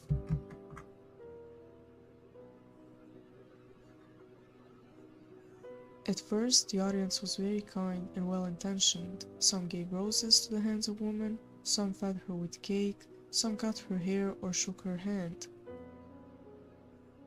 However, as the time passed and the performance extended, the color of the work began to change. First, one of the viewers slapped her in the face with a light slap. Realizing that Abramović didn't really react, some people in the community started to hit women harder. People who just shook her hand and handed her roses began to show a violent tendency when they realized that the woman was really vulnerable. But the events were not limited to this. One person in the crowd took the gun and put it on the woman's forehead, then placed it to the woman's hand in a way that would point to her neck. Some of them began writing on the woman's forehead with pens, and after that, the real harassment began. Some were squeezing the young woman, some were kissing her or spitting on her, and in the end, the crowd cut her clothes with the scissors, leaving her naked, but they were not satisfied. One person in the crowd drew the woman's belly with a knife, and it encouraged others. They shot her blood many times. There were even bloodsuckers. Then they carried the woman like a dummy.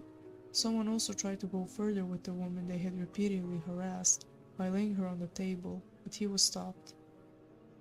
Some people in the crowd were feeling disturbed, but they did nothing, while others started to take pictures of the woman and put them in her hands. In the meantime, the woman was in tears, but the crowd insisted on evaluating her as an object.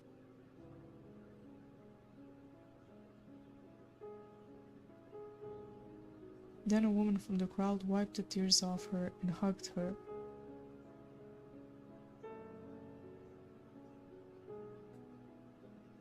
Then a disturbed minority finally helped. Some of them cleaned up the artist's wounds, while others covered her. They extended her to a smoke to calm her down.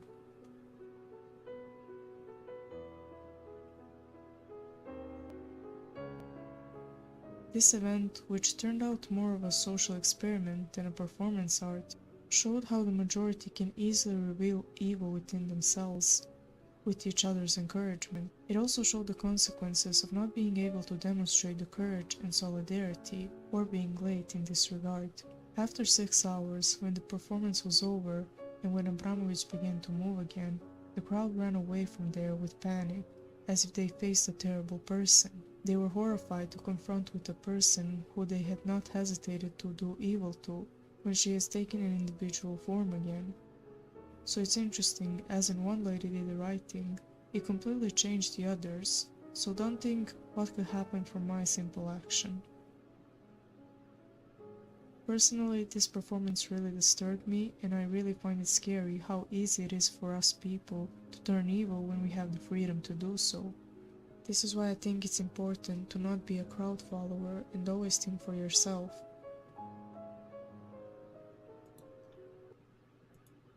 Wow. I had not heard of that. That's fucking intense.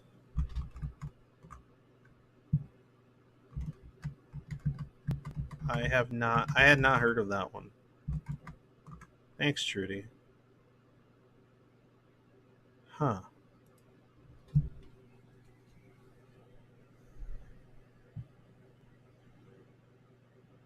Sounds like a bad idea. Society. No, okay, because like I'm trying to think a little bit more than just like, oh, poor person or poor this, because that's not where my thoughts go. My thoughts go to I respect what they did, only because even if, because like I could imagine, okay, this is my thought. I'm not saying it's fucking for, I'm not trying to say anything fucking objective here. Somebody like them was definitely not doing art or whatever you want to call it for status seeking or things of that nature.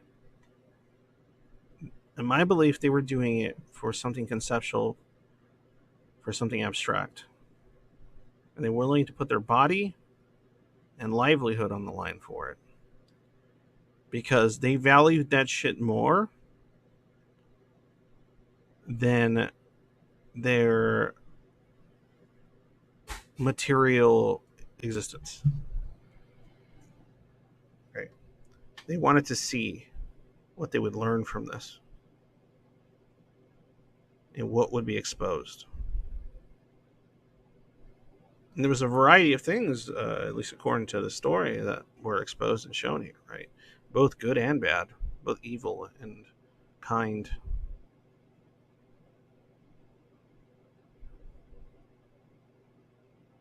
Yeah, Ryan, you wouldn't, because that's not what motivates you. That's not what connects you to. But somebody else might have an abstract idea or concept that they would definitely put their body on the line for. Some principle, some idea that they think is more valuable than their individual self. And for everyone, it's not something like art. Maybe for somebody like her, it wasn't merely art. It was a philosophical idea about what is humanity. Maybe she was searching for something to quell her nihilism. Maybe she was an individual that was entirely nihilistic about humanity and its worth, and she wanted to put it to the test. She was trying to find something there. Maybe it was something internal she was seeking. That's what I see in it.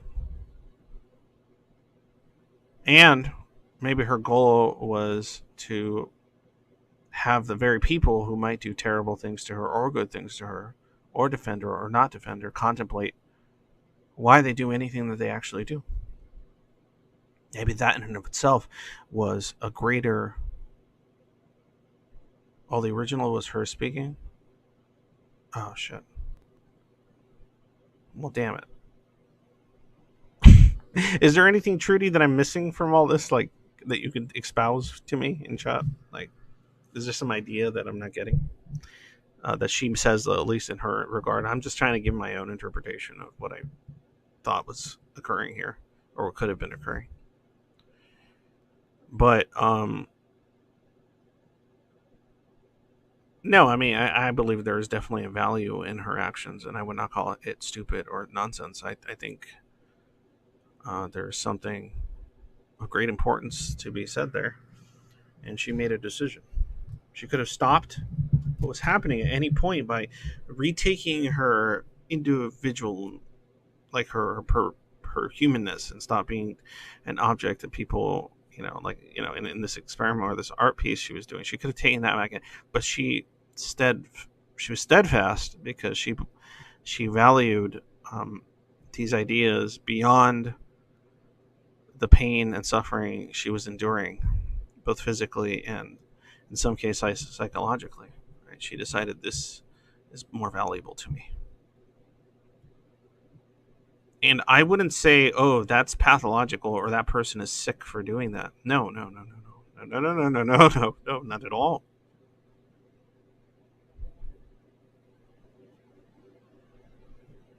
In fact, perhaps they deemed it a worthy sacrifice to show humanity. Yeah, I know they could have shot her with a gun. She was okay with that. She literally, if she didn't move when somebody put a bullet or a gun to her head, she was okay with that.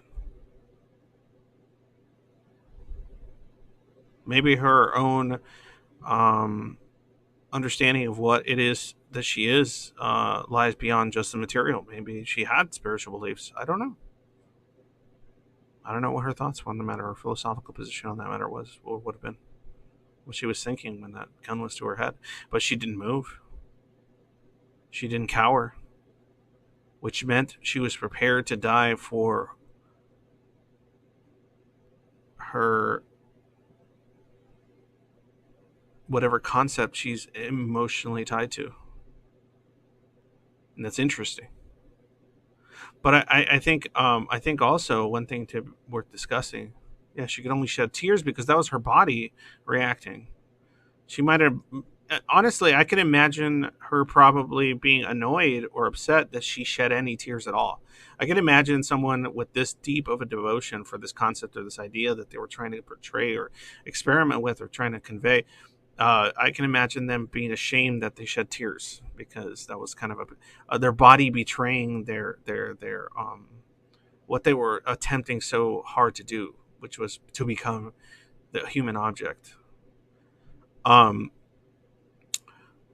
my point, like, that's just my head. I don't know. It's headcanon for me in my mind. But my point is that I have a million points. But, like, I can imagine this, okay? I'm not saying this is what, she did or thought. Obviously, I'm just fucking me. But if I was that dedicated to that idea, I can imagine myself deciding whatever suffering I endure at the hands of fate, essentially, and humanity, it's worth having these people self-reflect on their both compassionate and malevolent actions they took upon my body. Like the very reflection and the pain and suffering they might endure in guilt and shame for some of their actions might in turn lead to better results for this community that I've decided to do this in. And as well for those that decide that have, never had the wherewithal to go, this is wrong, and stop it. They decide, oh, I'm going to stand up and stop this. I'm going to cover her. I'm going to dress her wounds. And they find a courage within themselves they would have never otherwise found.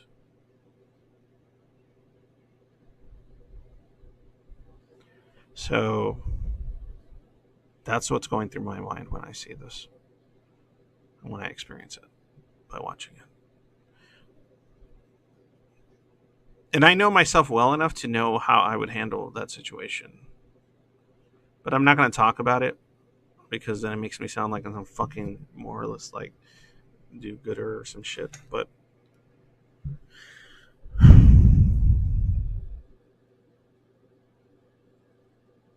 But I know how I would, what kind of person I would be in that situation. And it might be my age, and I might have not been the same person in my early 20s as I am now, as far as how I would have reacted, whether I would have stood up for the person's bodily autonomy, even, or I would have said, oh, well, they decided to do this, so whatever happens to them, it's on them. They're an idiot. Like, I might have said something like that when I was 21, 22. Now, I wouldn't have contemplated any of these ideas that I've espoused here today at my ripe old age of 38.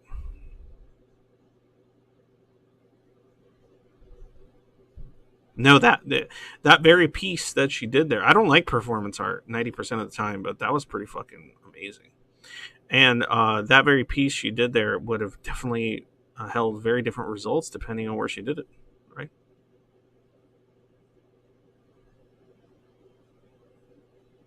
And I doubt too many people are going to reenact that one.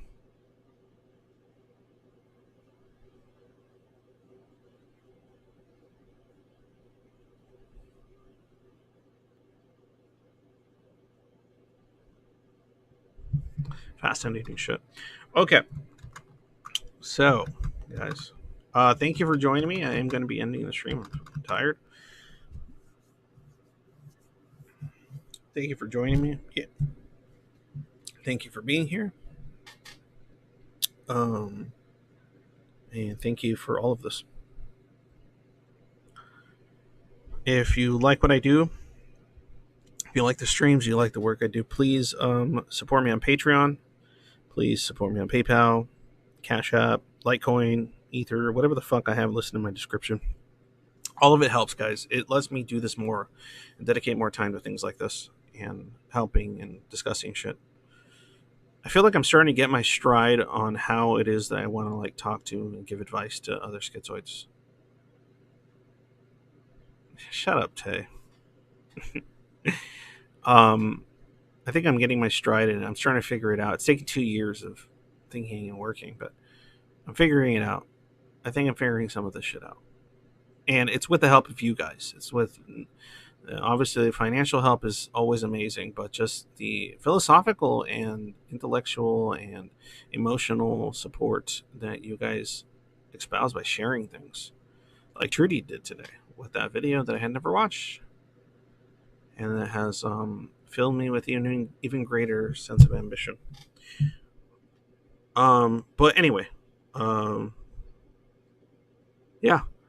If you wanna fuel this madman's ambition, please do so monetarily. And if you don't have money, post the links wherever you want. Like it, hit the stupid bell. A lot of you haven't hit the stupid fucking bell. Hit the stupid fucking bell. Hit the stupid fucking bell because it helps. Please, for the love of God, please, please, please, hit the fucking stupid bell. Hit the subscribe. Make an account. If you don't have an account, you're just lurking. So you can fucking hit the subscribe just for this fucking stupid channel if you think it's important. Whatever. And then I'll support other channels that you'll probably find more interesting that some other schizoid makes because they're more entertaining or more enjoyable. And that's fine with me because that works toward the idea and principle that I'm trying to espouse. So I don't care. Either way. Man.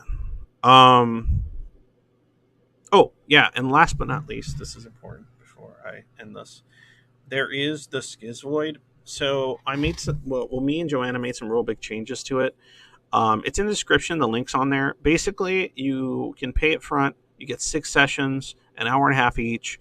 It'll be people that are schizoid, dealing with schizoid traits and problems and issues and having conversations kind of like some of the stuff I was talking about and getting really into the nitty gritty of some of the stuff, relating to other people, connecting to others that maybe in other situations you wouldn't be able to connect to or discuss certain things because it would lead to certain problems or weird, like about, being asexual or asocial or not being interested in this and that is more like normative to be concerned with and motivated by, and that you're motivated by this weird abstract thing or this strange idea or this thing that other people don't get is what motivates you and whatever. Like if you want to be in an environment, a group, they might have a higher chance of having people that get what it is you're going through if you're a diagnosed schizoid, or if you've lived your life for long enough to where you're like, yeah, this is what makes sense.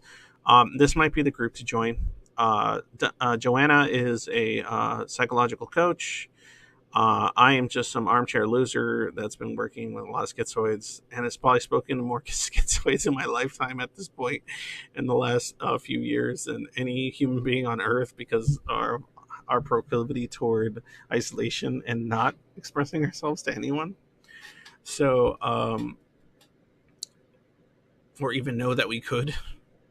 If you want to join a group like that, there's 4 open spots for this group. Please join it. It costs money. I wish it was free, but no one subsidizes or backs this stuff because there's no institution set in place to give a fuck about it yet. And I'd like to change that. Okay. Thanks a lot, guys. When day is dark, always remember happy day, and I will play a nice little outro song, but I'm not sure which one I want to play. So let me see here. What am I gonna play?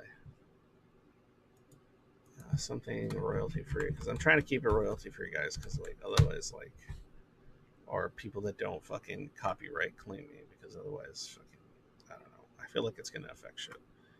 Anyway, I haven't played the tiny little ad MTM for a while. I'm gonna play that. All right.